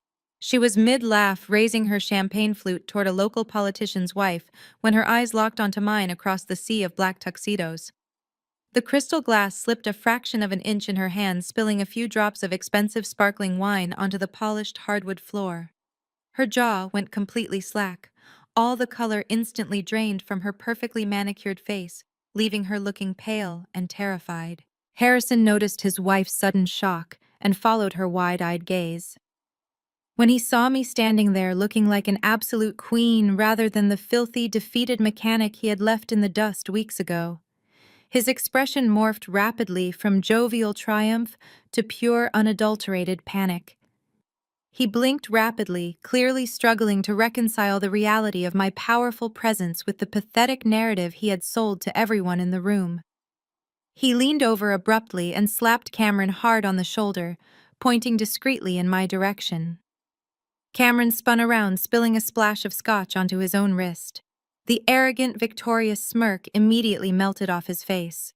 For a split second, he looked exactly like the terrified, incompetent little boy he truly was when stripped of my father's corporate protection. But that brief flash of fear was quickly replaced by a vicious, humiliated rage. My father did not hesitate or attempt to approach me diplomatically. He abandoned his circle of wealthy, confused investors, leaned over to a burly man wearing a covert security earpiece, and frantically gestured in my direction with a sharp, aggressive chop of his hand. 3 massive, broad-shouldered private security guards immediately broke away from the perimeter walls. They began moving aggressively through the parted crowd, making a direct line toward me. Their intent was incredibly clear. They were going to grab me physically by the arms, drag me out the back service doors, and throw me into the dark alley before I could utter a single word to their precious financial backers. I did not flinch. I did not take a single step backward. I stood my ground perfectly still, my chin held high, waiting for the impact. But before the lead guard could even extend a heavy hand toward my shoulder, Lincoln stepped swiftly and smoothly directly in front of me. He did not raise his hands in a defensive posture or shout in a panic. Instead, he reached inside his tailored breast pocket and produced a thick, neatly folded stack of legally stamped documents. He shoved the paperwork directly into the broad chest of the lead security guard, with enough sudden force to make the large man stumble backward in surprise. Then Lincoln turned his body slightly so that his voice would carry not just to the aggressive guards, but to the rapidly quieting circle of elite investors who were now watching the unfolding drama with intense, morbid curiosity. "Do not touch my client," Lincoln ordered, his voice booming with the lethal, resonant authority of a man who routinely destroyed massive corporations for a living. His tone sliced easily through the soft jazz music and the anxious, murmured whispers of the packed ballroom. "You are currently attempting to physically assault Fiona, the legal and fully documented owner of the primary commercial property bordering your proposed development site. She is a recognized legitimate stakeholder in this exact district. As a neighboring commercial landowner, she has a federally protected documented legal right to be present at this public zoning and environmental impact announcement. If you lay a single finger on her, I will personally ensure this hotel, your private security firm, and the host of this gala are hit with an assault and discrimination lawsuit so massive it will permanently bankrupt your grandchildren. The private security guards froze instantly in their tracks. They looked helplessly back toward the stage, completely paralyzed by the highly credible threat of catastrophic legal action. Harrison's face turned a deep, dangerous shade of purple. He took a heavy step forward, his hands balled into tight fists at his sides, completely desperate to maintain control of the rapidly deteriorating room. The wealthy investors surrounding him were no longer smiling or raising their glasses. They were exchanging wary, highly suspicious glances. In the high-stakes, ruthless world of commercial real estate development, severe public legal disputes at a groundbreaking gala were a massive, glaring red flag. Wealthy backers despised unpredictability, and I had just injected a massive dose of legal chaos directly into the main artery of their celebration. Cameron shoved his way forcefully past the paralyzed security guards, his expensive linen suit wrinkling as he marched aggressively up to us. He tried to lower his voice to a threatening, venomous whisper, desperate to keep the nearest institutional investors from hearing the absolute panic vibrating in his tone. "What the hell do you think you are doing here?" he hissed, a thick vein throbbing dangerously in his forehead. "You are trespassing on a private event. You do not belong in this room. You do not belong in this society, and you are going to leave right now before I have the actual police arrest you for criminal harassment and corporate espionage." I looked at my brother with a gaze so incredibly cold and hollow it could have frozen boiling water. I did not raise my voice to match his frantic energy. I did not display a single ounce of the emotional distress he so desperately wanted to see. I simply smiled a slow, razor-sharp smile that promised absolute impending devastation. "I am not going anywhere, Cameron," I replied calmly, my voice perfectly steady and clear enough for the entire front row of high-net-worth investors to hear every single syllable. "I received your lovely presentation notes regarding the new luxury eco-resort. I just have a few minor logistical questions about your supply chain. Since you are the brilliant vice president of operations, I figured tonight would be the perfect time to ask them in front of your entire financial backing." Cameron practically leaped onto the stage, adjusting his expensive tie with practiced arrogance. He tapped the microphone, a slick, practiced smile spreading across his face. He launched into his presentation, pacing the stage like a tech CEO unveiling a revolutionary new product. He gestured expansively toward the massive digital screen behind him, which displayed a breathtaking three-dimensional rendering of Oasis Valley. "Look at this masterpiece, ladies and gentlemen," Cameron announced, his voice echoing through the opulent ballroom. "We are not just building luxury homes. We are creating a self-sustaining, eco-friendly paradise in the heart of the desert." He clicked a button on his remote, and the screen zoomed in on a massive, crystal-clear artificial lake surrounded by lush tropical landscaping. The crown jewel of this development is our innovative state-of-the-art water management system. We will be pumping millions of gallons of pristine subterranean water to sustain these magnificent lakes, a championship golf course, and the sprawling gardens of our exclusive waterfront estates. It is a triumph of modern engineering and visionary development. The wealthy investors in the room nodded approvingly, murmuring their appreciation for the grand, ambitious scale of the project. My father Harrison stood near the front row, his chest puffed out with absolute pride, completely oblivious to the legal landmine his golden child was actively stepping on. Cameron continued his boastful presentation, making explicit, legally binding promises to his financial backers about the resort's water features, entirely unaware that he was committing public corporate fraud. When the presentation concluded, Cameron opened the floor for a brief question and answer session. Several investors asked polite softball questions about projected completion dates and environmental impact studies, which Cameron answered with slick, rehearsed corporate jargon.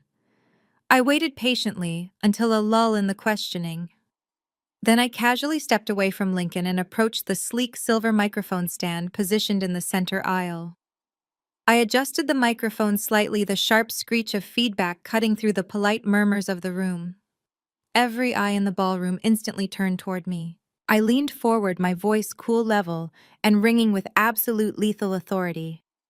I just have one minor logistical question regarding your brilliant eco-friendly water management system, I said, staring directly into Cameron's suddenly terrified eyes.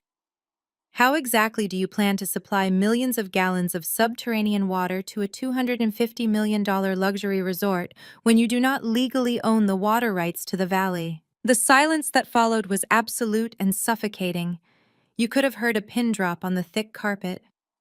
Cameron's slick, arrogant smile vanished instantly, replaced by a look of sheer panicked comprehension. He gripped the edges of the podium, his knuckles turning white as he stared down at me. "Excuse me?"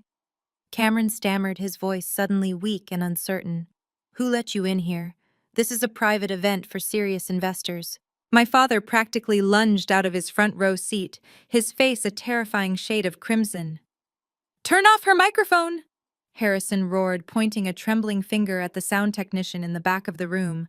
"Security, remove this woman immediately. She is a disgruntled former employee attempting to disrupt a private corporate event." I did not flinch. I did not step away from the microphone. I simply raised my hand, and Lincoln smoothly stepped into the aisle beside me. He did not speak. He did not yell or threaten. He simply reached into his slim leather briefcase and pulled out a thick stack of legal documents. With the quiet, predatory grace of a shark circling its prey, Lincoln began moving efficiently through the front row of the ballroom. He handed a certified, notarized copy of the 1992 grandfathered commercial deeds directly to the lead institutional investor, a stern-looking man who represented a major foreign banking conglomerate. He then handed copies to the city council members, the local politicians, and every other major financial backer seated in the VIP section. "These documents are a matter of public record," I announced, my voice carrying clearly over my father's frantic shouting. "They are certified copies of the original commercial deeds for the 800-acre valley where you are currently planning to build Oasis Valley. If you turn to page 4 of the addendum, you will see the explicit irrevocable transfer of all subterranean water and mineral rights." The wealthy investors quickly flipped through the documents, their expressions morphing from annoyance to severe sudden alarm as they read the dense legal jargon.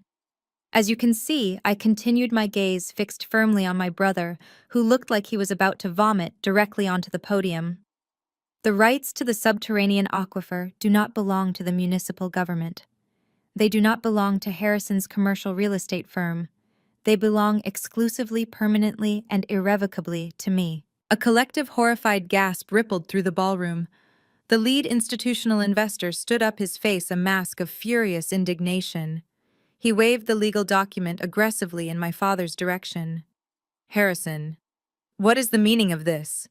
he demanded, his voice cracking like a whip. "Are you attempting to pre-sell luxury waterfront properties without securing the basic water rights? Have you committed corporate fraud?" My father looked like he had been struck by lightning. He stammered frantically, trying to formulate an excuse. "There has been a misunderstanding," he pleaded, his hands raised in a placating gesture. "A clerical error at the county zoning office. We were assured the rights had reverted to the city decades ago. We can resolve this quietly." "A clerical error?" I interrupted, my voice dripping with pure, unadulterated contempt. "You failed to perform basic fundamental due diligence on a $250 million project. You were so arrogant, so blinded by your own hubris that you assumed you could simply buy the surface dirt and drill your wells without checking the historical chain of title. You assumed the rules did not apply to you." I turned away from my father and addressed the room of investors directly. "I want to be incredibly clear with everyone in this room. My family's firm does not own the water. They cannot drill a single well. They cannot build an artificial lake. They cannot water a single blade of grass on that luxury golf course. I hold the absolute legal authority over the entire water table, and I have absolutely no intention of granting them access. Lincoln stepped forward, handing a final document directly to my father. And just to ensure there is no confusion regarding my client's legal standing, Lincoln announced, his voice booming with authority. We filed a preemptive emergency legal injunction with the State Superior Court this morning. A judge has officially signed an order halting all commercial development, excavation, and construction in the valley until this dispute is resolved. Oasis Valley is legally dead in the water. The ballroom descended into absolute chaos. Investors were shouting, politicians were frantically whispering to their aides, and the carefully constructed illusion of my family's corporate invincibility shattered into a million pieces right in front of my eyes. I had exposed their arrogance, their incompetence, and their reckless disregard for legal procedure on the biggest stage possible. The hopeless failure they had discarded had just dropped a legal nuclear bomb on their entire empire. The chaos in the grand ballroom was deafening, a roaring wave of panicked voices and frantic movement. Wealthy investors were shouting across the tables, their faces twisted in confusion and outrage. Politicians were urgently pulling their aides aside, whispering frantically into their ears. The carefully constructed illusion of my family's corporate invincibility had shattered into a million pieces right in front of my eyes. Suddenly, a sharp, piercing screech of audio feedback cut through the uproar. Cameron had shoved his way past our father and violently snatched the microphone from the podium stand. His chest was heaving and his expensive tailored linen suit was completely soaked in patches of nervous sweat. The polished, charismatic vice president had vanished entirely. In his place stood a cornered, vicious, and utterly terrified man. He screamed into the microphone, his voice cracking with unchecked rage. He commanded the crowd to ignore me. He pointed a trembling finger in my direction, branding me a jealous, unstable dropout who had spent her entire life deeply resenting his success. He shouted that I was a hopeless failure who had foolishly purchased a toxic dump on the edge of town and was now attempting to extort her own flesh and blood out of pure malicious spite. He paced the stage like a caged animal, insisting that my documents were fabricated and that the legal injunction was a desperate, pathetic scam designed to ruin his monumental night. Harrison frantically grabbed Cameron by the arm, trying to physically wrestle the microphone away from his golden child. My father knew perfectly well that in the ruthless world of high finance, a public emotional meltdown was just as lethal as a bankrupt balance sheet. But Cameron shoved his own father aside with surprising force. He continued his unhinged tirade, his face turning a dangerous mottled shade of purple. He assured the terrified investors that he would have my injunction thrown out by a judge first thing tomorrow morning. He loudly boasted that he possessed the power, the capital, and the municipal connections to squash me like a bug and clear the valley for development by any means necessary. He was digging his own grave with every single word, and I did not lift a finger to stop him. I simply stood my ground in the center aisle, my posture perfectly straight, my midnight blue gown catching the light of the massive crystal chandeliers above. I waited patiently for him to run out of breath. I waited for the echo of his frantic, desperate shouting to fade against the velvet-draped walls of the opulent ballroom. When Cameron finally paused, panting heavily into the microphone and wiping sweat from his forehead, I looked over at Lincoln. My attorney gave me a single crisp nod. During the initial wave of confusion, Lincoln had smoothly and deliberately maneuvered his way to the main audio-visual control desk positioned at the edge of the stage. The hotel sound technician, utterly bewildered and terrified by the unfolding corporate disaster, offered zero resistance when Lincoln firmly unplugged the primary auxiliary audio cable from the presentation laptop. Lincoln stepped down from the stage and handed the long black cable directly to me. I caught the cord and plugged it into the headphone jack of my phone. I looked up at my brother, who was staring down at me with a mixture of profound confusion and dawning terror. I did not raise my voice to match his frantic energy. I did not hurl insults or defend my character. I simply tapped the screen of my phone and hit play. The pristine high-definition audio from my hidden trail cameras immediately overrode the entire ballroom sound system.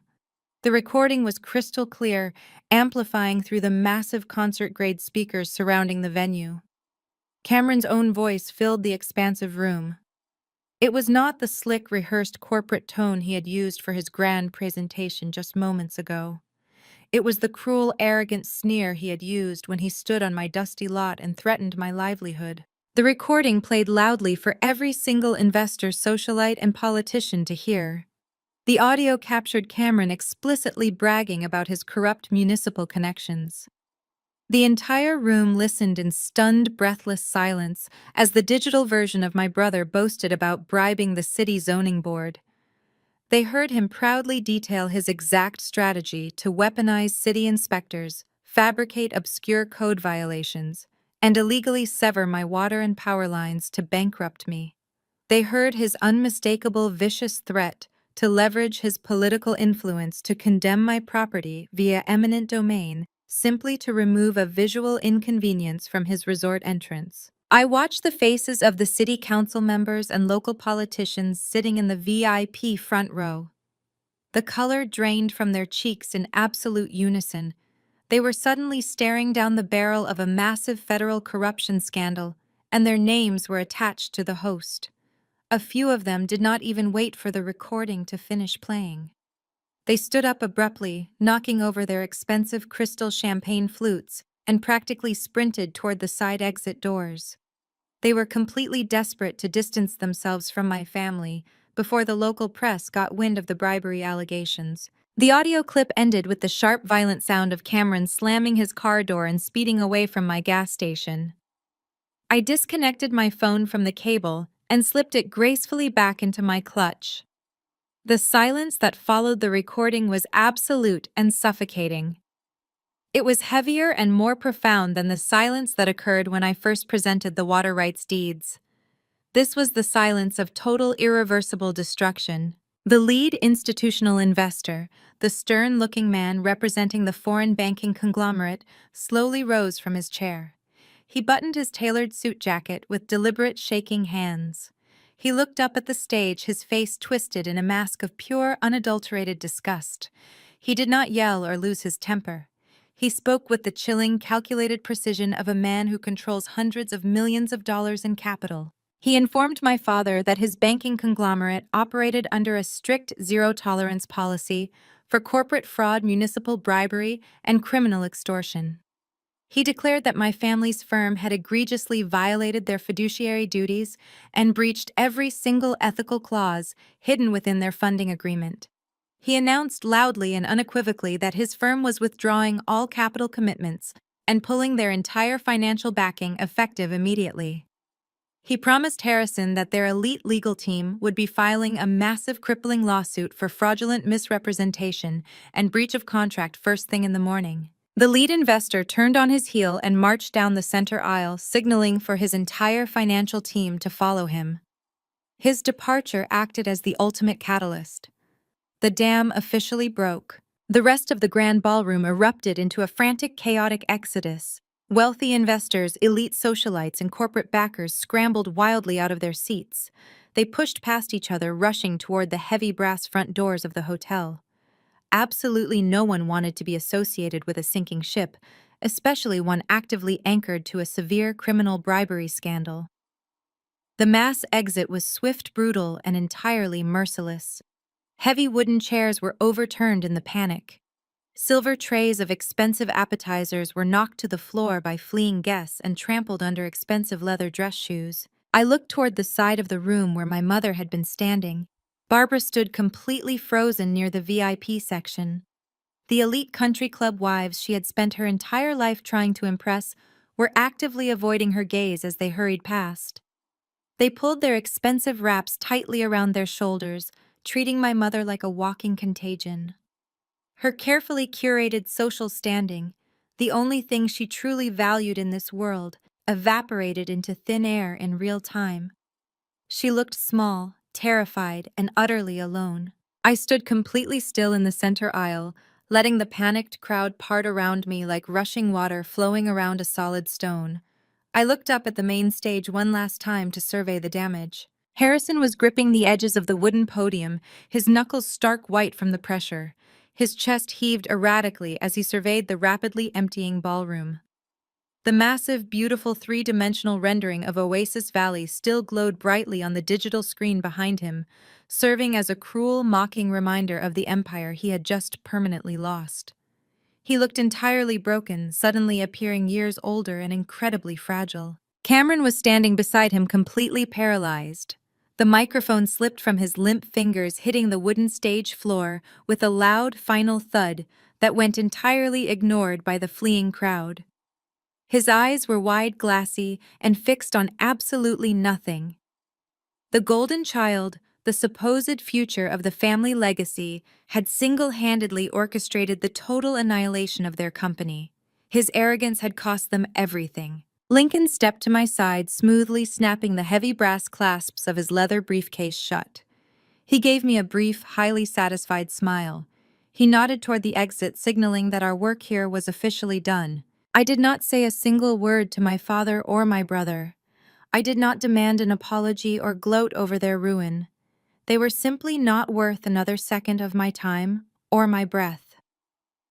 I turned my back on the crumbling stage, hooked my arm confidently through Lincoln's, and walked out of the grand ballroom with my head held high, leaving my toxic family completely alone in the absolute ruins of their own making. The fallout from the groundbreaking gala was immediate, catastrophic, and completely irreversible. By 9 o'clock the following morning, the financial markets had reacted violently to the news of the botched water rights. The lead institutional investor, true to his word, officially withdrew his entire funding commitment and issued a blistering public statement citing profound ethical concerns and gross negligence regarding my father's firm. The local news stations picked up the story by noon, running sensational headlines about the spectacular collapse of Oasis Valley. Within 48 hours, a massive avalanche of lawsuits hit Harrison's desk. The wealthy buyers who had placed multi-million-dollar deposits on non-existent waterfront estates filed immediate breach of contract claims. Environmental groups previously silenced by my father's political connections seized the opportunity to file injunctions against any future development attempts. The city council members who had attended the gala practically tripped over themselves, rushing to publicly distance their careers from Cameron and Harrison. They immediately launched an internal audit to investigate the bribery allegations captured on my audio recording, desperate to save their own political skins. The commercial real estate firm that my father had spent his entire life building, the same firm that had discarded me like garbage, was pushed to the absolute brink of total bankruptcy in less than a week. The rapid hemorrhaging of capital was staggering. Lenders froze their credit lines, contractors halted work on other projects due to unpaid invoices, and the value of their commercial portfolio plummeted as the taint of scandal spread. They were actively bleeding out on the corporate floor, and they had absolutely no tourniquet left to apply. Exactly 14 days after the gala, a familiar subdued black SUV turned onto the freshly paved asphalt of my property. It was not speeding aggressively like Cameron's Porsche, and it did not carry the arrogant swagger of my mother's previous visit. It crept onto the lot with the hesitant, defeated pace of a vehicle carrying passengers who knew they were walking into an execution. I was standing near the newly installed commercial electric vehicle charging bays, reviewing an electrical schematic with my site manager. The transformation of my property was well underway. The rusted canopy had been replaced by a sleek, modern solar array. The convenience store was fully gutted, its interior humming with the sound of power tools and busy construction crews installing high-end fixtures for the new boutique travel lounge. The contrast between my thriving, active business and the utter ruin my family was currently facing was stark and undeniable. The SUV doors opened slowly. Harrison, Barbara, and Cameron stepped out into the bright afternoon sun. They looked absolutely ravaged by the stress of the past 2 weeks. My father's usually impeccable posture had crumpled. His shoulders sagged beneath his wrinkled suit jacket, and deep dark circles shadowed his eyes. Cameron looked like a ghost of his former self, pale, unshaven, and vibrating with a jittery, nervous energy. My mother, completely devoid of her usual haughty elegance, clutched her handbag tightly against her chest, her face pale and drawn. They approached me slowly, carefully navigating around a pallet of fresh paving stones. I did not stop my conversation with the site manager. I deliberately made them wait, forcing them to stand awkwardly in the sun while I finished discussing the voltage requirements for the charging stations. Only when I was completely satisfied with the electrical plan did I turn my attention to the three broken people standing on my property. I crossed my arms and looked at them, my face a mask of absolute neutrality. I did not offer a greeting. I simply waited for them to speak first. Fiona. My father began, his voice raspy and devoid of its usual booming authority. His eyes darted nervously around the bustling construction site, taking in the undeniable evidence of my massive financial investment. We need to talk, please. I remained completely silent, letting the noise of the power drills and heavy machinery answer for me. The silence stretched between us, thick and uncomfortable. We made a mistake, Harrison finally choked out the admission, clearly tasting like ash in his mouth. A terrible, catastrophic mistake. We underestimated you, Fiona. I underestimated your business acumen, your strategic thinking, and your resolve. I was wrong. It was the closest thing to an apology I had ever heard from the man, but it rang entirely hollow. He was not apologizing for treating me like a disposable servant for years. He was not apologizing for stripping away my promotion or casting me out of the family. He was solely apologizing because I had outplayed him and cornered his entire empire. Cameron shifted uncomfortably, his eyes fixed firmly on the ground. He looked like a cornered animal, completely stripped of his bravado. "We are facing total ruin," Fiona, he mumbled, his voice tight with barely suppressed panic. "The lawsuits are burying us. The banks have frozen our accounts. If we cannot resolve this water rights issue immediately and salvage the Oasis Valley project, the firm will be forced into Chapter 11 bankruptcy by the end of the month. We will lose absolutely everything." My mother suddenly stepped forward, her eyes wide and brimming with desperate theatrical tears. She reached out, attempting to grasp my arm, but I took a sharp step backward, maintaining my strict physical boundary. "Oh, Fiona, please," Barbara cried, her voice trembling dramatically. "You cannot do this to us. We are your family. Blood is thicker than water. You have proven your point. You have shown us how smart and capable you are. Please, sweetheart, you have to sell us the water rights. You have to save your father's legacy." I looked at the woman who had recently told me I was deranged and begged me to accept a $50,000 bribe to disappear. Now she was pleading with me to save the very legacy she had previously barred me from participating in. The sheer blinding hypocrisy was staggering. I let out a short, cold laugh that cut right through my mother's performative sobbing. "Blood is thicker than water," I repeated, my voice dripping with pure, unadulterated contempt. "That is a very interesting philosophy, Barbara. Where was that deeply held belief when you and Harrison cut off my health insurance and officially disinherited me over an $800 steak dinner? Where was that profound family loyalty when Cameron was bribing city inspectors to illegally condemn my property and bankrupt me?" My mother flinched as if physically struck, her tears suddenly drying up as the reality of my words hit home. Harrison stepped forward again, holding up his hands in a desperate, placating gesture. "Fiona, name your price," my father pleaded, his eyes wide with raw desperation. "We will pay you anything you want for those grandfathered deeds. We can secure emergency bridge financing if we show the lenders that we have legally acquired the subterranean rights. We will buy the deeds from you at a massive premium. $2 million. $3 million. Just name the figure. We need to secure the valley today." I looked at the three of them, truly taking in the pathetic sight of my powerful family reduced to begging in the dirt of the property they had mocked me for buying. They honestly believed they could just write another check and make the problem vanish. They believed that money was the ultimate solution to the catastrophic mess they had created through their own staggering arrogance. "I am not selling you the water rights, Harrison," I stated calmly, my voice ringing with absolute unyielding finality. "I am not selling you the deeds, I am not selling you the mineral rights, and I am certainly not selling you a single drop of water from that aquifer." Cameron's head snapped up, his eyes widening in pure, unfiltered horror. "You cannot be serious," he gasped, his voice cracking with panic. "If you do not sell us those rights, the firm goes under. Dad loses everything. I lose everything. You are deliberately destroying your own family out of pure spite. I am not destroying anything, Cameron, I replied coldly. You destroyed the firm the second you decided to pre-sell waterfront properties on land you did not legally control. You destroyed the legacy when you prioritized your fragile ego over basic fundamental due diligence.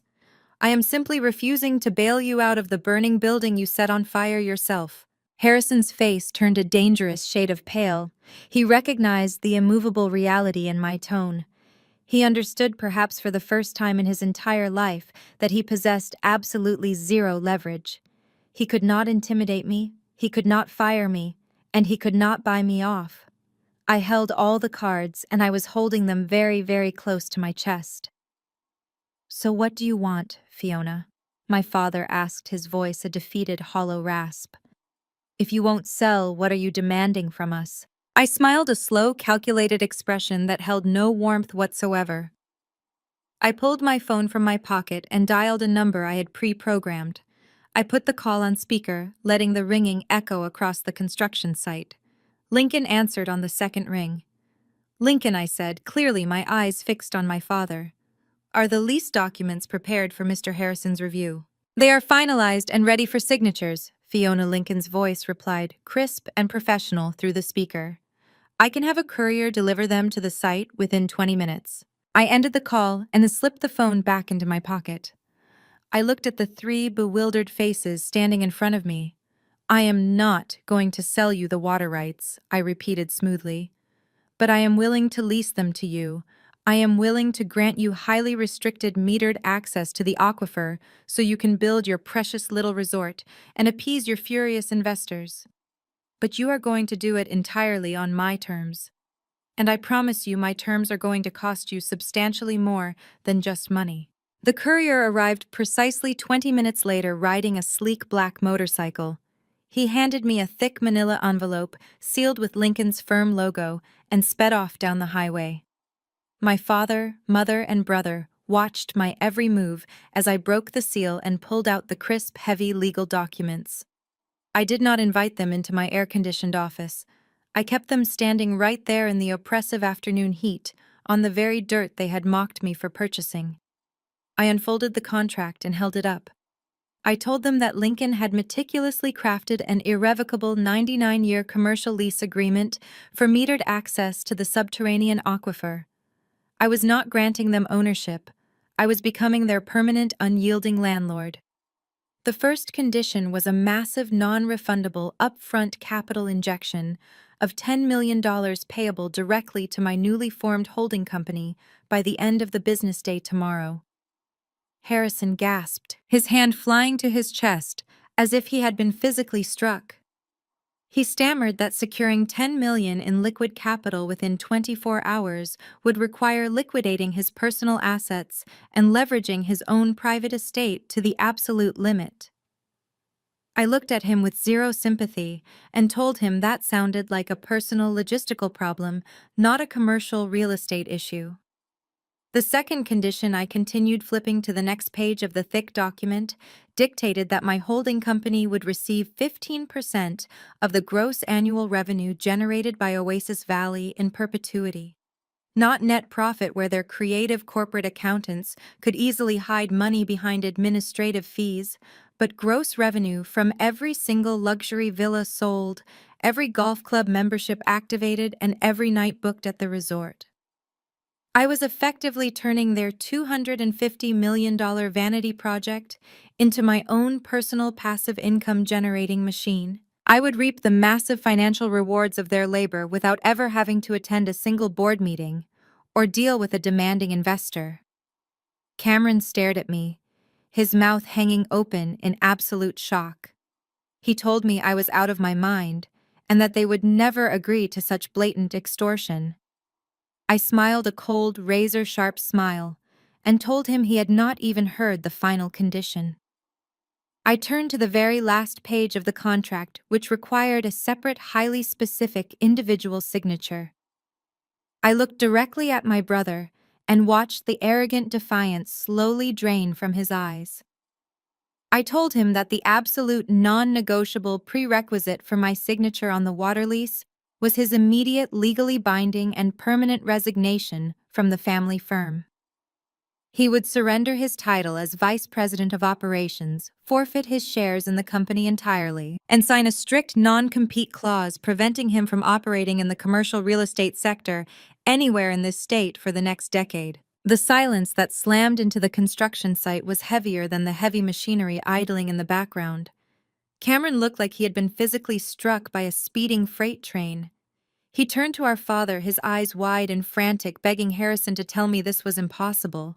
He pleaded that he was the face of the legacy, the chosen successor, and that the company could not possibly survive without his visionary leadership. He grabbed Harrison by the arm, frantically demanding that they walk away and fight me in federal court to prove I was extorting them. I simply stood there and let the agonizing reality wash over the man who had stolen my promotion and laughed at my independence. Harrison did not look at his golden boy. He did not comfort him or offer a reassuring counter-strategy. Harrison was a ruthless businessman above all else, and he was currently doing the brutal cold calculus of sheer survival. He looked at the lease agreement in my hand, then looked at the massive empty valley behind me that represented his impending financial doom. If he fought me in court, the firm would be bankrupt within 30 days, his legacy completely destroyed, and his personal wealth seized by furious investors to cover the breach of contract lawsuits. If he signed my contract, the firm would barely survive. The resort would eventually be built, but he would lose his son and surrender a massive chunk of his future profits to the daughter he had discarded like trash. Harrison slowly pulled his gold fountain pen from his breast pocket. He turned to Cameron, his face hardened into a mask of pure corporate survival. He told Cameron to sign the resignation immediately. Cameron staggered backward, tears of genuine panic welling in his eyes. He screamed that this was a total betrayal, looking to our mother for salvation. Barbara stood completely paralyzed in her designer heels, her hands covering her mouth, absolutely powerless against the ironclad legal trap I had sprung. She realized that saving her social standing meant sacrificing her favorite child, and she chose her social standing without hesitation. Harrison stepped forward, his voice a low, terrifying growl. He told Cameron that his arrogance and his sloppy failure to perform basic due diligence had put the entire family on the brink of total annihilation. He grabbed the resignation document from my hand, shoved the gold pen into Cameron's shaking fingers, and ordered him to sign his professional death warrant. Watching my brother's tears fall onto the legal paper as he signed away his entire career was the most profound, deeply satisfying moment of my life. Harrison snatched the signed resignation, quickly signed the lease agreement himself, and handed the entire stack back to me. He did not say a single word. He turned around, got back into the black SUV, and waited for his ruined son and weeping wife to join him. I watched them drive away completely broken and permanently banished from my empire. Fast forward 2 years. The rusted, abandoned 1990s gas station is nothing but a distant memory. In its place stands an absolute masterpiece of modern commercial ingenuity. I took the massive upfront payment from the lease agreement and poured it directly into realizing my ultimate vision for the property. My land is now a highly lucrative state-of-the-art boutique travel oasis and commercial electric vehicle charging hub. Sleek solar-powered canopies stretch across the freshly paved lot, sheltering dozens of high-speed charging stations. The old convenience store has been completely transformed into a luxurious glass-walled cafe, serving artisanal coffee, fresh local cuisine, and offering high-speed internet for affluent travelers. Because my property sits directly at the sole entrance to the newly completed Oasis Valley Mega Resort, I capture an enormous captive audience of wealthy tourists, elite golfers, and luxury homeowners every single day. The sheer brilliance of the setup is that my business perfectly complements the resort they built. The elite guests of Oasis Valley stop at my hub to charge their expensive electric vehicles and purchase high-end goods before heading through the grand resort gates. And every single month, like clockwork, my holding company receives a massive multi-million-dollar wire transfer, representing my 15% cut of the resort's gross revenue. I am generating astronomical wealth from a project I do not have to manage staff or maintain in any capacity. My father's company built the resort. They manage the day-to-day headaches. They deal with the demanding luxury clientele and the constant facility upkeep, and I sit back and collect a fortune simply because I own the water flowing beneath their feet. I am fully financially independent, immensely successful, and completely free from the toxic expectations that defined my entire childhood. I sat on the pristine, sun-drenched patio of my travel oasis, savoring a perfectly brewed cup of coffee. The morning air was crisp and clean, carrying the faint scent of the desert blooming around the artificial lakes in the distance. Lincoln sat across the small iron table from me, reviewing a quarterly earnings report on his tablet. He wore his usual sharp suit, a relaxed, victorious smile playing on his lips as he read the staggering revenue numbers out loud. We had become close friends over the past 2 years, bound together by the flawless execution of the greatest legal maneuver of our careers. We clinked our coffee cups together in a silent, comfortable toast to our continued staggering success. As I took a sip, a vehicle caught my eye on the main highway leading away from the city.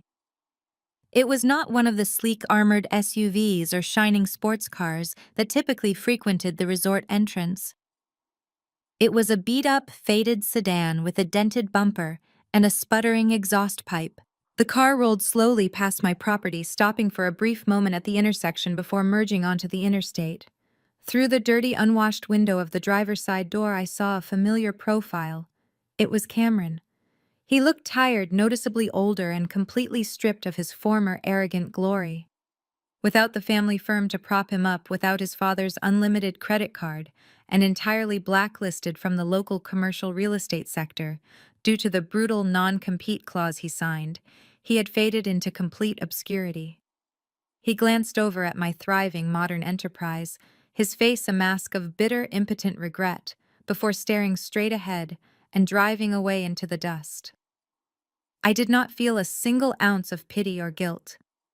I simply took another sip of my coffee and looked out over the empire I had built with my own 2 hands. My family had told me I was a hopeless failure for buying a piece of forgotten toxic dirt. They had laughed at my ambition and tried to bury me under their corporate machine.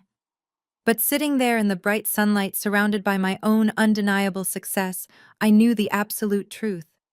I had taken the very dirt they mocked and turned it into an untouchable fortress, proving once and for all that true value is never simply inherited from a toxic legacy. True value is dug out of the ground, fought for, and uncovered by those brave enough to swing the sledgehammer.